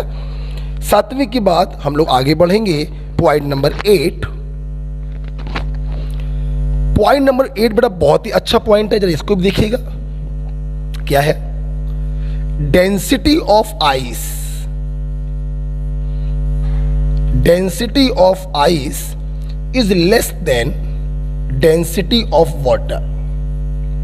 यही तो कारण है कि आइस को अगर हम पानी के ऊपर फेंकते हैं तो बर्फ जो होती है वो पानी पर तैरती रहती है। रीजन क्या होता है, आइस का डेंसिटी वाटर की डेंसिटी से कम होता है। अब सवाल ये है कि आइस का डेंसिटी कम क्यों होता है, तो आइए आपको समझाते हैं, समझिएगा सब लोग मेरी बात। देखना, तुम लोग क्या करना है, एक्सपेरिमेंट करना। एक कटोरा लेना, भीख नहीं मांगनी है, कटोरे में पानी भरना और उसको फ्रिज में रख देना। इधर देखो, ये कटोरा है, इसमें आपने ऊपर तक पानी भर दिया, ठीक, बिल्कुल ऊपर तक। जब आप इसको देखोगे ना तो बिल्कुल समतल होगा। जब आपने फ्रीजर में रखा, 2 घंटे बाद निकाला, ये बर्फ में जम गया।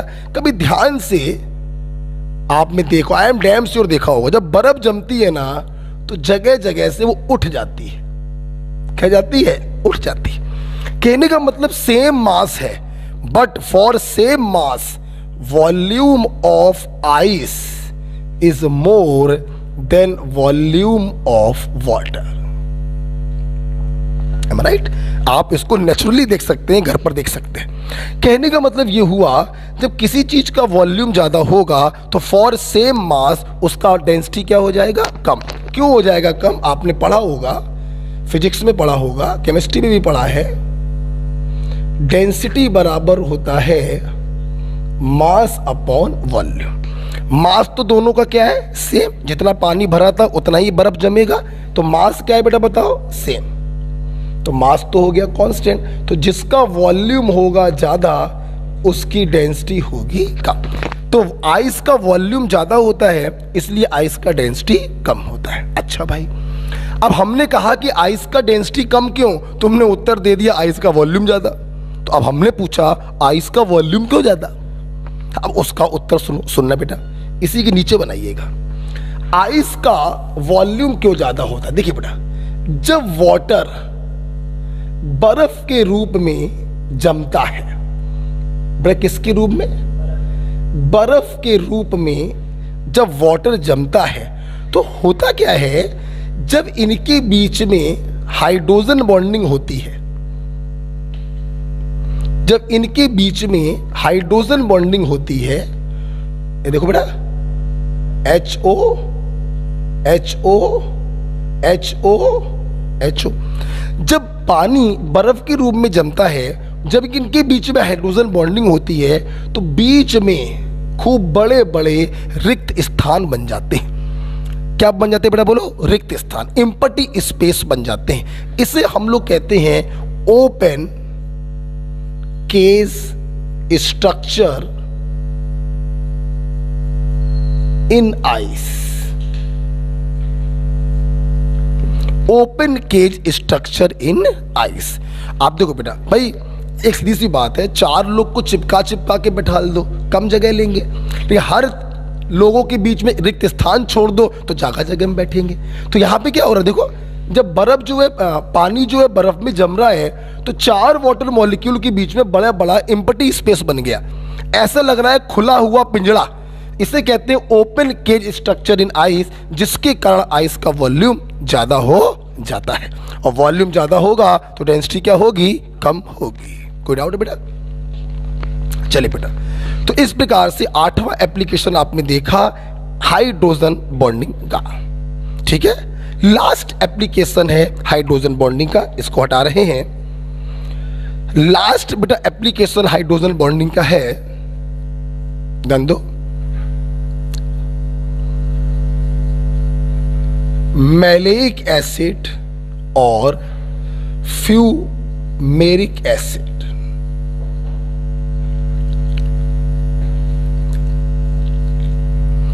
मैलेइक एसिड और फ्यूमेरिक एसिड। ठीक है, देखो बेटा, सबसे पहले मैं आपको बताना चाहूंगा, इसको मैं अगले पेज पे बताता हूं। ठीक है, अगले पेज पे एक पॉइंट कहीं लिख लीजिएगा, एक पॉइंट कहीं लिख लीजिएगा। आप इसको तो जानते होंगे, ये क्या होता है, एथिलीन होता है। अभी रिसेंटली आप लोग पढ़ेंगे, सोमवार से आप लोग पढ़ेंगे IUPAC, तब आप लोग पढ़ेंगे ये बेटा क्या होता है, एथिलीन होता है। अच्छा सुना बेटा, हम लोग क्या करें, एथिलीन के दोनों H हटाकर एक एक H हटाया और एक एक COOH लगा दिया। ठीक है, देखो बेटा, CH double bond CH, COOH एक यहां लगा दिया और COOH एक यहां लगा दिया। ये बेटा कहलाता है मैलेइक एसिड, और यही बेटा कहलाता है फ्यूमेरिक एसिड। ओके बेटा, ध्यान रखना बेटा सब। मैलेइक एसिड और फ्यूमेरिक एसिड एक्चुअली में दोनों के फार्मूले क्या होते हैं, सेम होते हैं। मैलेइक एसिड और फ्यूमेरिक एसिड एक्चुअली में दोनों के फार्मूले सेम होते हैं। अंतर बेटा बस इतना होता है, या आप लोग भविष्य में पढ़ेंगे आइसोमेरिज्म में, कि maleic acid is a cis form और fumaric acid is a trans form. अब जो बच्चे फ्रेशर्स हैं वो सोच रहे होंगे सर ये सिस और ट्रांस का मतलब क्या होता है। वैसे डिटेल में पढ़ोगे आप जब आइसोमेरिज्म पढ़ोगे। अभी फिलहाल आप लिखिए, अभी मैं समझाता हूँ। हाशिए पे लिखिएगा ये पॉइंट कहाँ लिखिएगा, हाशिए पे लिख लीजिएगा। एथिलीन से 2 H हटाए और एक एक COOH लगा दिया, इसी को कहते हैं मैलेइक एसिड, इसी को कहते हैं फ्यूमेरिक एसिड। ठीक है, मैं वापस से अपने उस पेज पे आ रहा हूं, बेटा लिख लिया। अच्छा अब देखना, आप समझो, देखना मैलेइक एसिड और फ्यूमेरिक एसिड में अंतर क्या है। मैंने अभी भी बताया maleic acid is a cis form and fumaric acid is a trans form.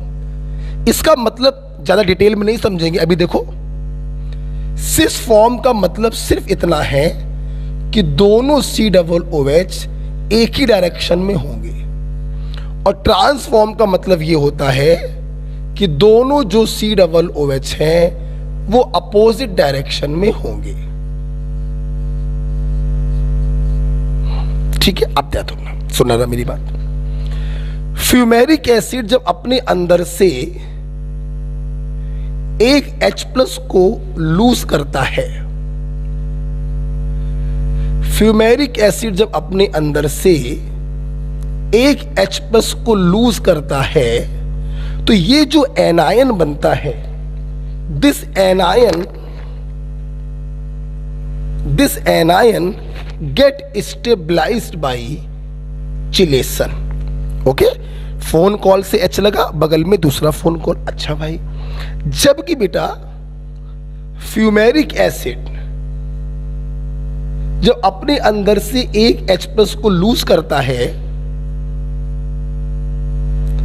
तो आप बताओ क्या ये जो एनायन बना ये चिलेशन से स्टेबलाइज हो सकता? नहीं हो सकता। जबकि ये क्या हो रहा है, स्टेबलाइज्ड बाय चिलेशन।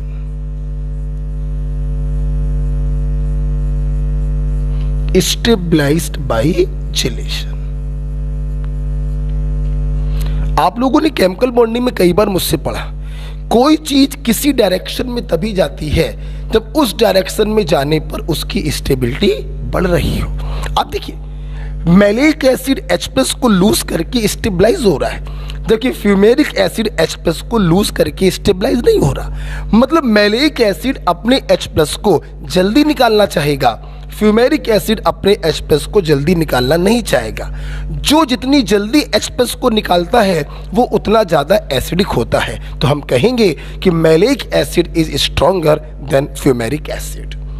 आप भविष्य में हमसे एक चीज पढ़ोगे, आयनिक इक्विलिब्रियम में एसिड की एसिडिक स्ट्रेंथ कंपेयर करते हैं आयोनाइजेशन कांस्टेंट से। बड़ा बोलो, किससे? आयोनाइजेशन कांस्टेंट से। तो ध्यान रखना बेटा, जिसकी एसिडिक स्ट्रेंथ ज्यादा उसका आयोनाइजेशन कांस्टेंट भी ज्यादा। पहला H निकाल रहे हो या दूसरा? पहला वाला, तो इसे कहेंगे first ionisation constant, first ionisation constant. तो ध्यान रखिएगा, चूंकि मैलिक एसिड का पहला H+ ज्यादा तेजी से निकलता है, मतलब मैलिक एसिड स्ट्रॉन्गर एसिड होता है, मतलब Ka1 of malic acid is more than Ka1 of fumaric acid. तो नीचे लिखेंगे thus Ka1 of malic acid is greater than Ka1 of fumaric acid. Okay, इस प्रकार से बेटा मैं कह सकता हूं कि आपका हाइड्रोजन बॉन्डिंग क्या हो गया? खत्म हो गया। जब आप ये हाइड्रोजन बॉन्डिंग इतना पढ़ लें तो आप 2 मिनट के लिए वीडियो को पॉज करेंगे और पूरे हाइड्रोजन बॉन्डिंग को पहले रिवाइज करेंगे, ठीक है? खैर, अब मैं आपको ये सब खत्म कर चुका हूं। हम लोगों ने शुरुआत किया था आयनिक बॉन्ड से, covalent bond, coordinate bond, hydrogen bond, ये खत्म हो गया। अब जानते बेटा, इनके अलावा भी कुछ और फोर्सेस होते हैं जिनकी स्ट्रेंथ बहुत ही कम होती है, लेकिन होते हैं। हमें उन फोर्सेस को भी पढ़ना है। तो last point for the chapter, few side forces, and side forces are actually weak forces. Few side forces और वीक फोर्सेस आई। जैसे पहला साइड फोर्स हमारे छात्रों को पढ़ना है ion dipole interaction. Ion dipole interaction, देखिए बेटा, तो जितने भी बेटा साइड फोर्सेस है ना, जितने भी बेटा साइड फोर्सेस है ना, ये सब के सब अपने नाम से एक्सप्लेन हो जाएंगे। आयन डाइपोल इंट्रैक्शन का मतलब है interaction between ion and dipole. Ion का मतलब है कैटायन और एनायन, और डाइपोल का मतलब है पोलर मॉलिक्यूल जिसका नेट डाइपोल मूवमेंट जीरो ना हो, राइट?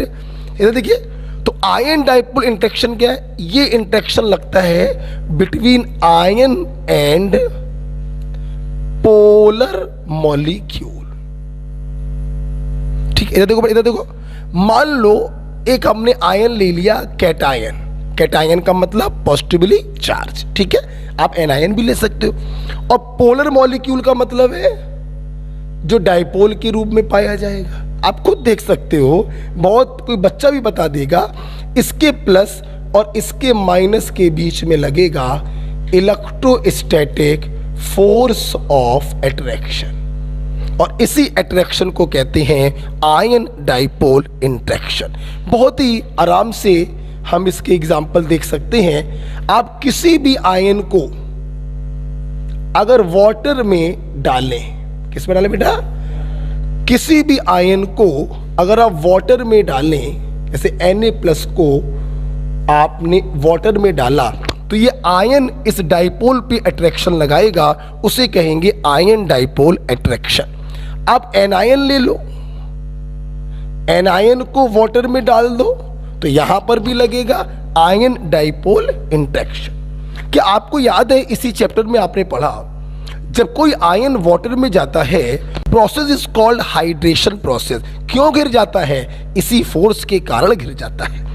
जब आयन पानी में जाता है तो पानी होता है पोलर मॉलिक्यूल, आयन मतलब आयन, ये आयन इस डाइपोल पे लगाता है फोर्स ऑफ अट्रैक्शन और चारों तरफ से वाटर से घिर जाता है। The phenomena is called hydration. Yes, ये कौन सा फिनोमिना है?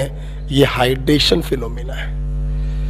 तो कोई आपसे पूछे the cause of hydration is, answer बोलो, ion dipole interaction. This is the main cause of hydration. Clear बेटा?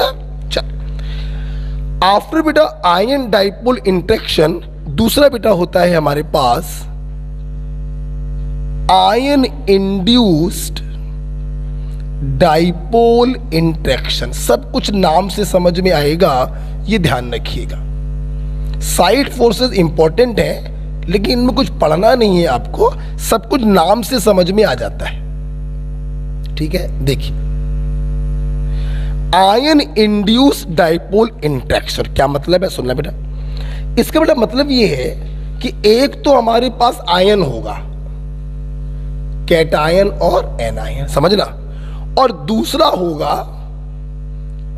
मैं यहां बना दूं, यहां आप नीचे लिखिएगा, ठीक है, जगह नहीं मेरे पास, मैं यहां कर रहा हूं, ठीक है, इसका पार्ट है ये, ठीक है। एक आपके पास होगा आयन, ठीक है, और दूसरा आपके पास होगा नॉन पोलर मॉलिक्यूल। अब दोनों बेटा क्या होगा, सर मान लो एक आयन है कैटायन, ठीक, और ये कोई नॉन पोलर मॉलिक्यूल है। मॉलिक्यूल, अब सुना क्या होगा, मॉलिक्यूल का मतलब बीच में न्यूक्लियस होगा और चारों तरफ इलेक्ट्रॉन चक्कर लगाएंगे।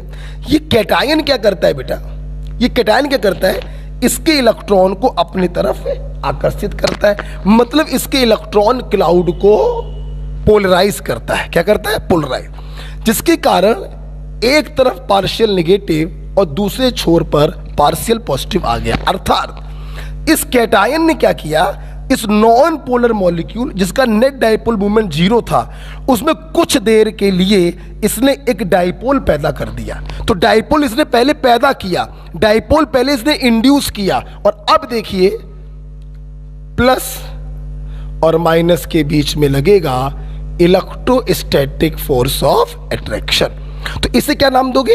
Ion induce dipole interaction. बेटा बोलो क्या नाम दोगे? Ion induce dipole interaction. पहले उस आयन ने नॉन पोलर को डाइपोल में बदला और फिर उनके बीच में इलेक्ट्रोस्टैटिक फोर्स ऑफ अट्रैक्शन लगा, तो इसे नाम देंगे ion induce dipole interaction. Okay बेटा, बात बड़ा क्लियर हो रही है? सुनना बेटा, अगर हम लोग बात करें इसके एग्जाम्पल की, इसके एग्जाम्पल की बात करें, ध्यान से देखना बेटा। जैसे एग्जाम्पल ले लो हैलाइड आयन, ये तो आयन हो गया। अच्छा, कुछ बच्चे सोच रहे होंगे कि सर अगर ये एनायन होता तो, अरे यार अगर एनायन होता तो ये इलेक्ट्रॉन क्लाउड को रिपल कर देता, तो डाइपोल ऐसे पैदा हो जाता, पार्शियल नेगेटिव पार्शियल पॉजिटिव, और पॉजिटिव नेगेटिव में लगता ion induce dipole interaction. Okay, सुनना बेटा, मान लिया कोई एनायन ले लिया X minus, halide ion, fluoride, chloride, bromide, iodide, और नॉन पोलर मॉलिक्यूल ले लिया हेलोजन। हेलोजन नॉन पोलर होते हैं, ये आयन है, तो आयन क्या करेगा, इस नॉन पोलर में पहले डाइपोल पैदा करेगा और फिर इन दोनों के बीच में लगेगा आयन इंड्यूस डाइपोल इंट्रैक्शन, और इस इंट्रैक्शन के कारण ये दोनों आपस में जुड़ के बनाएंगे पॉलीहैलाइड आयन। बेटा बोलो क्या बनाएंगे? पॉलीहैलाइड आयन। तो ध्यान रखिएगा, पॉलीहैलाइड आयन का फॉर्मेशन होता है आयन इंड्यूस डाइपोल इंट्रैक्शन के कारण। आइए इसको थोड़ा और समझाते हैं। आयन इंड्यूस डाइपोल इंट्रैक्शन को थोड़ा और समझाते हैं। जैसे मान लो ये 3 प्रकार के पॉलीहैलाइड हमने बना दिए। अब मैंने आपसे पूछा इन तीनों पॉलीहैलाइड का स्टेबिलिटी ऑर्डर क्या होगा। अब सुना बेटा, जिन बच्चों ने मुझसे केमिकल बॉन्डिंग में फजन्स रूल पढ़ा है वो बड़े आराम से बता देंगे। याद करिए, एनायन जितना बड़ा होता है उसकी पोलराइजेबिलिटी उतनी ज़्यादा, और पोलराइजेबिलिटी जितनी ज़्यादा तो डाइपोल फॉर्मेशन भी उतना ज़्यादा। आप देखिए, ये पोलराइज नहीं हो रहा है, ये इस नॉन पोलर को पोलराइज कर रहा है। सुनना, तो ये X2 जितना बड़ा होगा इसके पोलराइज होने की टेंडेंसी उतनी ज़्यादा, तो आयन इंड्यूस डाइपोल इंटरेक्शन भी उतना ज़्यादा। आप बताइए सबसे बड़ा हेलोजन F2 होगा कि I2 होगा? I2, ये नीचे है तो I2 सबसे बड़ा हेलोजन है, तो I2 के पोलराइज होने की टेंडेंसी सबसे ज्यादा होगी, तो I माइनस और I2 के बीच में लगने वाला आयन इंड्यूस डाइपोल इंटरेक्शन उतना ही तगड़ा होगा, इसलिए इसकी स्टेबिलिटी उतनी ही ज्यादा होगी। तो मैं लिख सकता हूं कि यहां से यहां पे जाने पर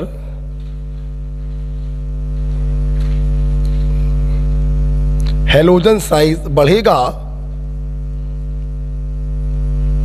पोलराइजेबिलिटी बढ़ेगा, तो आयन इंड्यूस डाइपोल इंटरेक्शन बढ़ेगा, तो स्टेबिलिटी भी बढ़ेगा। तो पॉलीहैलाइड की स्टेबिलिटी का राज है ion induce dipole interaction.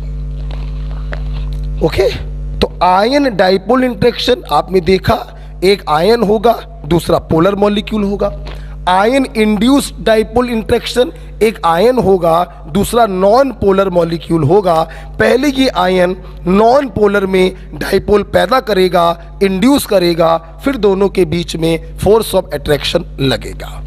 Got it? Okay, आगे बढ़े बेटा, हटा दे इसको। तीसरा बेटा साइड फोर्स है, तीसरा बेटा साइड फोर्स है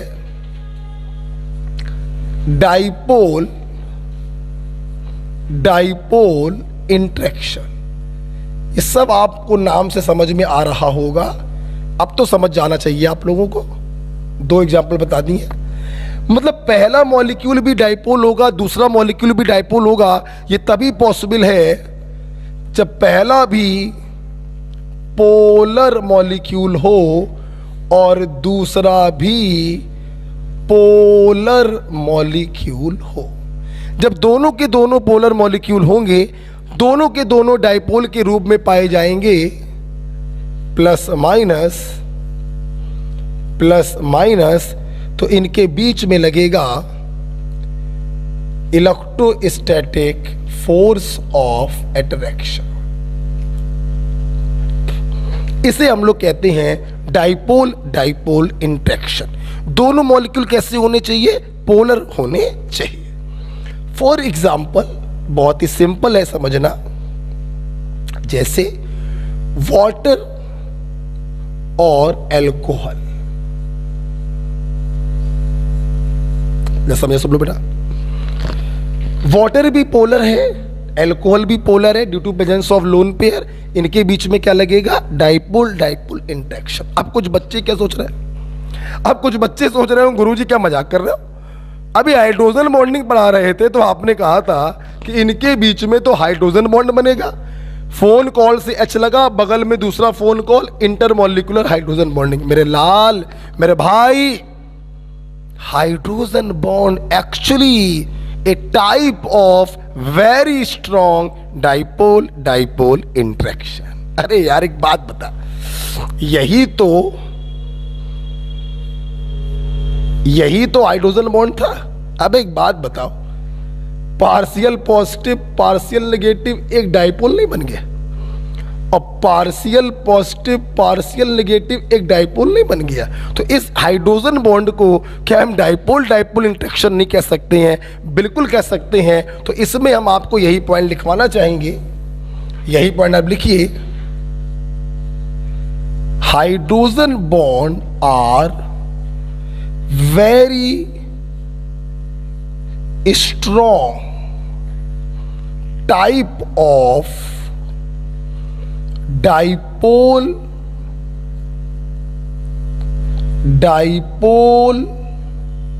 interaction. Hydrogen bond actually a type of dipole dipole interaction, ये ध्यान रखिएगा। तो वाटर और एल्कोहल में आप हाइड्रोजन बॉन्ड भी बोल सकते हैं, डाइपोल डाइपोल भी बोल। देखिए एक बात ध्यान रखना, hydrogen bond is a type of dipole dipole, but all dipole dipole need not to be hydrogen bond. For example समझेंगे, एसीटोनाइट्राइल लोन पेयर है, पोलर होगा, और यहां पे हम ले लेते हैं मान लीजिए एसीटोन, लोन पेयर है, पोलर होगा। ठीक है, आप देखिए polar polar dipole dipole interaction लगेगा, लेकिन क्या इसको हाइड्रोजन बॉन्ड बोल सकते हो? नहीं बोल सकते हैं। तो जो हाइड्रोजन बॉन्ड है वो डाइपोल डाइपोल है, लेकिन सारे डाइपोल डाइपोल हाइड्रोजन बॉन्ड नहीं हो सकते। अभी आपने आईयूपीएसी नहीं पढ़ी है तो बस ये एग्जांपल लिख लीजिएगा, इसके नाम भी बस लिख लीजिए। हम आपको आईयूपीएसी में ये सब सिखाएंगे बेटा, तो इसकी टेंशन मत लेना। ये एसीटोनाइट्राइल है और इसका बेटा नाम है एसीटोन। ठीक है, बस लिख लीजिएगा। इस दो एग्जांपल से मेरे बच्चों को सीखने को मिला कि hydrogen bond are a type of dipole dipole interaction, but all dipole dipole जरूरी नहीं है कि वो हाइड्रोजन बॉन्ड हो। क्लियर? तो ये बेटा क्या हो गया, डाइपोल डाइपोल इंटरेक्शन। ओके, मैं आगे बढ़ूं बेटा। डाइपोल डाइपोल इंटरेक्शन को ध्यान रखिएगा, हम कीजम फोर्सेस भी कहते हैं।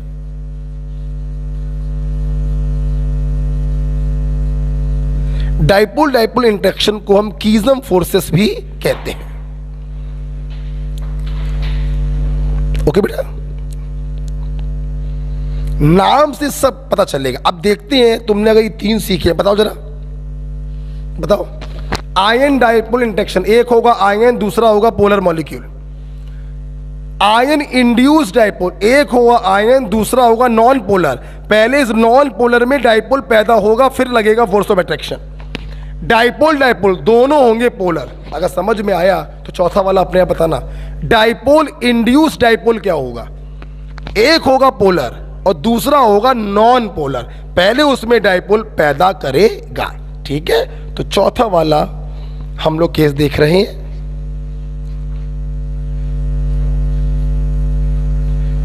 Dipole induced dipole interaction.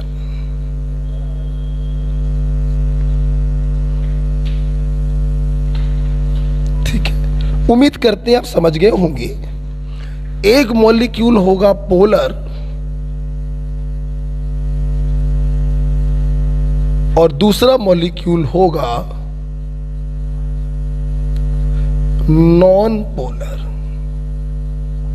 ठीक है, पोलर का मतलब ये डाइपोल के रूप में होगा और नॉन पोलर का मतलब ये सिमेट्रिकल होगा, नेट डाइपोल मूवमेंट 0। उम्मीद करते हैं कि आप समझ गए हैं। वैसे यहां पे समझाना है, इस डाइपोल का प्लस वाला पार्ट क्या करेगा, जो सिमेट्रिकल तरीके से इलेक्ट्रॉन सर्कुलर मोशन कर रहे हैं उसमें ये इलेक्ट्रॉनों को अपने तरफ घसीटेगा। तो यहां पर एक डाइपोल जो है वो क्रिएट हुआ। तो पहले इस डाइपोल ने इस नॉन पोलर को डाइपोल में बदला, पोलर में बदला, और फिर इनके बीच में लगा इलेक्ट्रोस्टैटिक फोर्स ऑफ अट्रैक्शन। तो इसे कहते हैं dipole induce dipole interaction.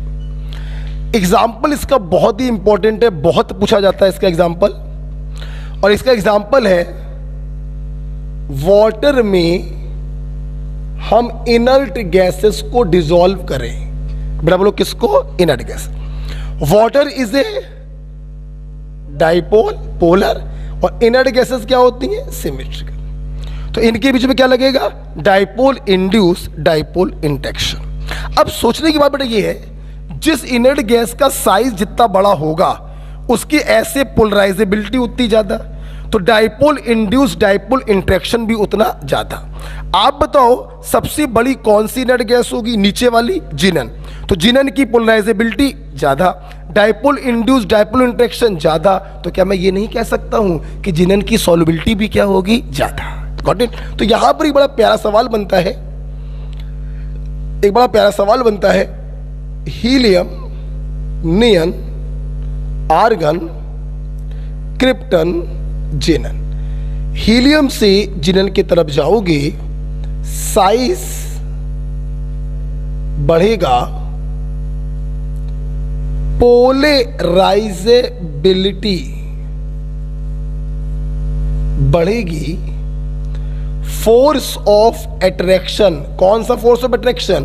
Dipole induced dipole. मैं शॉर्ट में लिख दे रहा हूं, पोलराइजेबिलिटी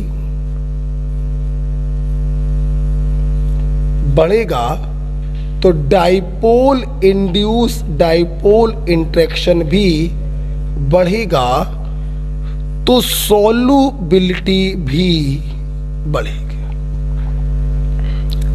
गॉट इट बेटा? तो डाइपोल इंड्यूस डाइपोल इंटरेक्शन इस प्रकार से बनाया। और लास्ट फोर्स आपके सामने आ रहा है, साइड फोर्सेस में हटा दें, इसका एक नाम और होता है डिवाई फोर्स।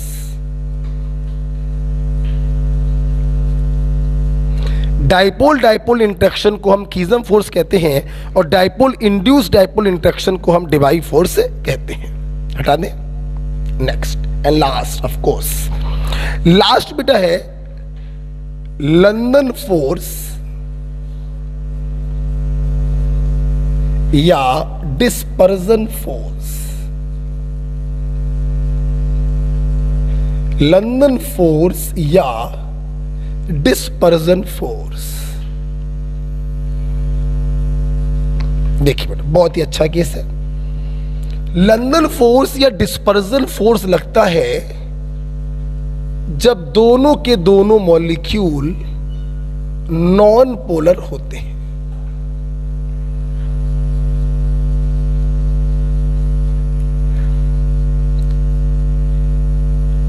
ये देखो बेटा, ये भी नॉन पोलर है, ये भी नॉन पोलर है, तो इनके बीच में लगता है इस प्रकार से लंदन फोर्स। ओके बेटा, तो नॉन पोलर मॉलिक्यूल के बीच में लगता है लंदन फोर्स। एग्जाम्पल के तौर पर आप देखिए, जैसे बिटवीन हाइड्रोजन मॉलिक्यूल के बीच में क्या लग रहा है? लंदन फोर्स लग रहा है। Between halogen molecule, halogen non polar होता है, थोड़ी देर पहले बताया था। बिटवीन इनर्ट गैसेस भी नॉन पोलर होती हैं, इनके बीच में क्या लगेगा? London force. और बिटवीन बेंजीन मॉलिक्यूल, सारे एग्जाम्पल आप देख चुके हो, ये सब क्या होते हैं? Non polar. तो नॉन पोलर के बीच में लगता है लंदन फोर्स या डिस्पर्जन फोर्स। ओके बेटा, सुनना मेरी बात, थोड़ा समझाना पड़ेगा, एनसीईआरटी का पॉइंट है। अब तुम लोग सोच रहे होगे कि जितने एग्जाम्पल आपने अभी तक दिखाए सब में कहीं ना कहीं प्लस और माइनस था, तो फोर्स ऑफ अट्रैक्शन लग रहा था। यहां पे क्या है? तो आओ इसको मैं आपको समझाता हूं। एक रस्सी लेना सीधी, उसमें गांठ बांध देना, इस सर्किल टाइप का बन गया, उसको अपने हाथ में ऐसे पहन लेना और घुमाना। जब घुमाओगे तो मोस्ट ऑफ द टाइम रस्सी सर्कुलर मोशन करेगी, कुछ ऐसे भी क्षण आएंगे जिसमें रस्सी इलिप्टिकल मोशन भी करेगी। हाँ, जब ये मॉलिक्यूल रोटेटिंग फेज में होते हैं, नॉन पोलर है, कुछ पलों के लिए दोनों क्या हो गए? पोलर। और जिस पल ये पोलर में बदले, उस पल इनके बीच में लग गया डाइपोल इंटरेक्शन। फिर क्या हो गए? नॉन पोलर, फिर अलग अलग हो गए, फिर कुछ पल के लिए ये हुए पोलर और इनके बीच में लगा डाइपोल इंटरेक्शन। क्या ये डाइपोल इंटरेक्शन परमानेंट है? नहीं, ये डाइपोल इंटरेक्शन क्षणिक है, कुछ पल लगता है, फिर ये अलग अलग हो जाते हैं। इसीलिए लंदन फोर्स इस धरती के सबसे कमजोर फोर्स होते हैं। तो कोई आपसे पूछे लंदन फोर्स क्या है, तो आप कहेंगे कि during rotation dipoles are created momentarily. कुछ पलों के लिए डाइपोल क्रिएट होते हैं और इनके बीच में डाइपोल डाइपोल इंटरेक्शन लगता है। कुछ क्षणों के लिए लगने वाले इस डाइपोल डाइपोल इंटरेक्शन को ही हम कहते हैं लंदन फोर्सेस और डिस्पर्जन फोर्सेस। तो ये मैं लिखवाना चाहूंगा, here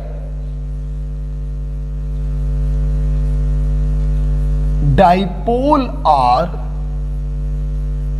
created momentarily.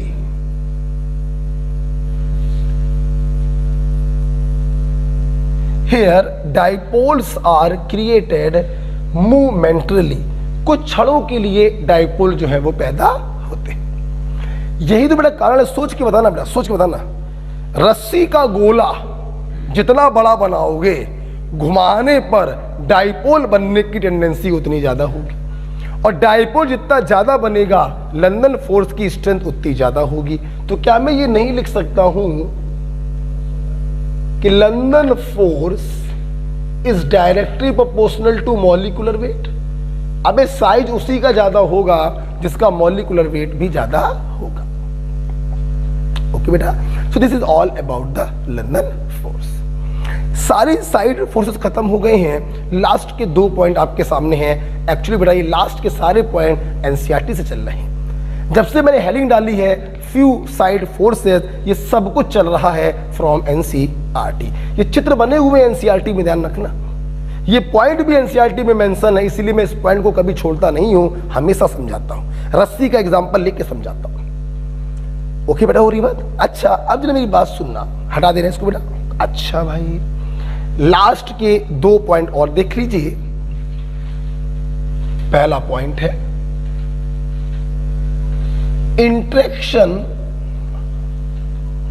Energy of dipole dipole interaction. सुन लो मेरी बात। डाइपोल डाइपोल इंटरेक्शन अभी अभी आपने देखा, 2 पोलर मॉलिक्यूल के बीच में लगने वाला फोर्स ऑफ अट्रैक्शन। ठीक है,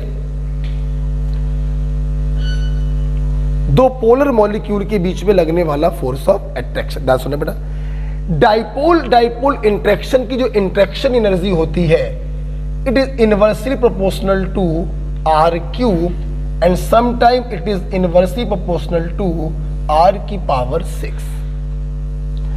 आर क्यूब बेटा तब करते हैं जब दोनों पोलर मॉलिक्यूल स्टेशनरी होते हैं, और आर की पावर 6 तब होता है जब दोनों पोलर मॉलिक्यूल रोटेटिंग होते हैं। यहां पे बेटा आर का मतलब क्या है, ध्यान दो बेटा। एक डाइपोल ये है और एक डाइपोल ये है, इन्हीं के बीच में लग रहा है डाइपोल डाइपोल इंटरेक्शन। इन्हीं के सेंटर टू सेंटर इस डिस्टेंस को हम कह रहे हैं आर।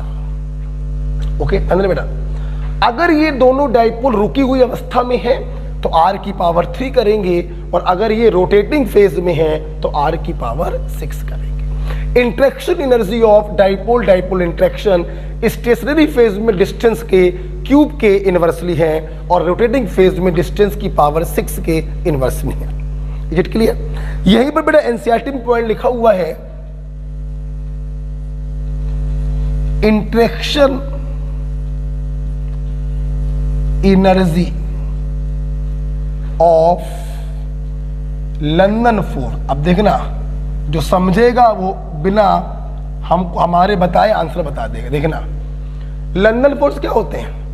रोटेटिंग अवस्था में कुछ पलों के लिए डाइपोल पैदा होते हैं और डाइपोल डाइपोल इंटरेक्शन लगता है। तो क्या मैं ये नहीं कह सकता हूं कि लंदन फोर्स जो होते हैं वो रोटेटिंग फेज में लगने वाले डाइपोल डाइपोल होते हैं, और रोटेटिंग फेज में interaction energy is inversely proportional to R की power 6।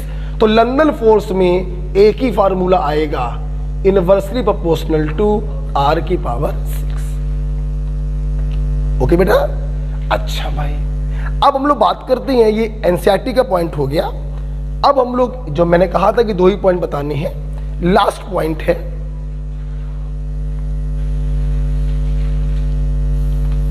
Order of strength. Order of strength of different bonds.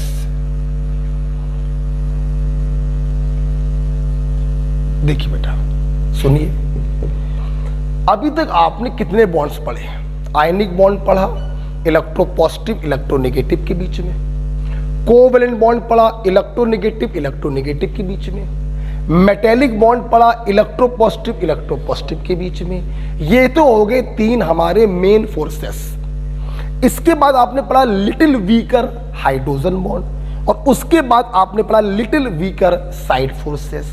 तो इसमें कोई शक नहीं है कि सबसे स्ट्रॉन्ग कौन सा बॉन्ड होगा? Ionic bond. उसके बाद कौन सा होगा? Covalent bond. और उससे कमजोर कौन सा होगा?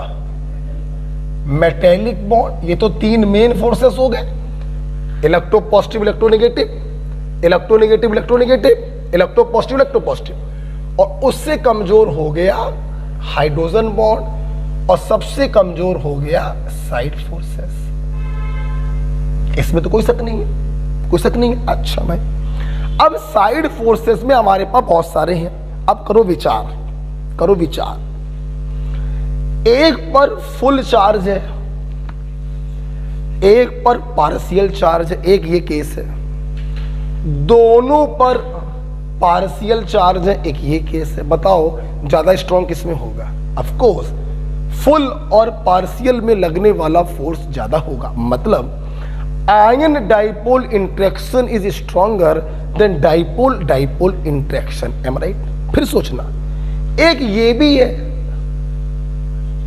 ये नॉन पोलर है। मतलब पहले डाइपोल पैदा करो और फिर फोर्स ऑफ अट्रैक्शन लगाओ। तुम बताना, जो परमानेंट डाइपोल है वहां ज्यादा फोर्स लगेगा या जहां पे डाइपोल पैदा करना पड़ रहा है? Permanent dipole.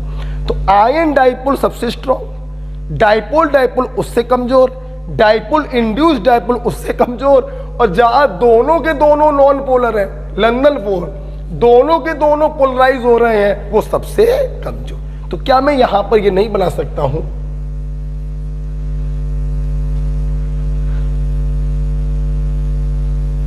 सबसे स्ट्रॉन्ग कौन सा हो जाएगा? Ion dipole. फिर बेटा बोलो क्या हो जाएगा? Dipole dipole. फिर क्या हो जाएगा? Dipole induced dipole. और सबसे लास्ट में बेटा कौन सा आएगा? London force. अब मैंने देखा कुछ टीचर इसकी ट्रिक बताते हैं, मैं समझ नहीं पाया आज तक ट्रिक बताने की जरूरत क्या है। आप बच्चों को समझाइए ना। मेन फोर्स पहले आ गए आयनिक, कोवेलेंट, मेटेलिक, फिर आ गया हाइड्रोजन, फिर आ गया साइड फोर्स। साइड फोर्स में यार आयन डाइपोल सबसे स्ट्रॉन्ग, डाइपोल डाइपोल उससे कमजोर, डाइपोल इंड्यूस डाइपोल उससे कमजोर, और लंदन फोर्स सबसे कमजोर। सो मैं कह सकता हूं एक बहुत बड़ा चैप्टर केमिकल बॉन्डिंग क्या होता है, खत्म होता है। राइट? इस लेक्चर का, ये लेक्चर नंबर 9 है, 10 है, 10 है ये।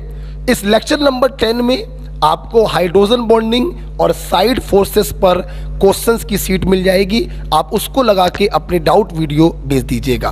आपके पास टोटल 3 सीटें हो गई हैं। एक हो गई है केमिकल बॉन्डिंग सीट नंबर 2, एक हो गई है जिसमें केमिकल बॉन्डिंग सीट नंबर 2 में था पोलर, नॉन पोलर और bond characteristic. Chemical bonding seat number 3 में था आपका एमओटी, और केमिकल बॉन्डिंग सीट नंबर 4 में होगा हाइड्रोजन बॉन्डिंग। गॉट इट बेटा? तो ये तीनों के वीडियो सॉल्यूशन बेटा आपको संडे को प्राप्त हो पाएंगे या मंडे को प्राप्त हो पाएंगे, टू बी फ्रैंक। क्यों ऐसा हो रहा है? अभी डिजिटल बोर्ड जो है मंगाया है वो अभी आ नहीं पाया है, और ऑफलाइन क्लास शुरू होने के कारण ये डिजिटल बोर्ड लगातार बिजी रह रहा है। तो मैं ये वीडियो भी रात के 10 बजे बना रहा हूँ, कोचिंग में अकेले आकर बना रहा हूँ। ठीक है, तो आपको सारे डाउट सेशन प्राप्त होंगे, लेकिन बेटा मंडे को प्राप्त होंगे। ओके, अच्छा, और मंडे को आप लोग का चालू हो जाएगा IUPAC नॉमेनक्लेचर। राइट, सुनो बेटा, जैसे कि आप जानते हैं कि मैं हर बार SW देता हूं। ये वीडियो जब आप देख रहे होंगे तो दिन होगा सैटरडे। क्या होगा? सैटरडे। आपके पास HW हो चुका है कि आपको केमिकल बॉन्डिंग की सीट लगानी है। आपके पास कितनी सीट आ चुकी हैं? 4। पहले वाले में ionic bond, hybridisation, VSEPR theory. दूसरे वाले में था डाइपोल मूवमेंट और बॉन्ड कैरेक्टरिस्टिक। तीसरे वाले में है MOT, और जो आज पढ़ाया है हाइड्रोजन बॉन्ड और साइड फोर्सेस। आपके लिए काम क्या है? सुन लो मेरी बात। देखिए, एक काम तो ये सब आप लगाते चल रहे हो। जब आप ये वाला वीडियो देखोगे तो आपको सिर्फ सैटरडे को ये वाली सीट लगानी होगी जिसमें 30-40 सवाल होंगे बस। अच्छा भाई, तो संडे को क्या करोगे भाई तुम लोग? संडे को सुन लो क्या करोगे। तो SW में एक तो बहुत ही छोटा सा काम आपको दे दिया। संडे को तुम लोग क्या करोगे? पीरियोडिक टेबल के पूरे नोट्स रिवाइज करोगे। बेटा बोलो किसके? पीरियोडिक। केमिकल बॉन्डिंग रिवाइज करने की क्या जरूरत है? अभी तो पढ़ के तुमने सवाल लगाए हैं। तो संडे को आप लोग पीरियोडिक टेबल के पूरे नोट्स अच्छे से रिवाइज कर लेंगे, बढ़िया से पूरे नोट्स। और मंडे को शाम को आपको वीडियो किसका मिलेगा? IUPAC नॉमेनक्लेचर का वीडियो मिलेगा। ओके, और मंडे को ही इन 3 सीटों के सॉल्यूशन भी आपको मिलेंगे जो आपने डाउट हमसे पूछे हैं। ओके, सो ओके भाई, थैंक यू। पढ़ते रहिए, मस्त रहिए, हमारे साथ बने रहिए, अपनी पढ़ाई को कंटिन्यू रखिए। Okay, thank you.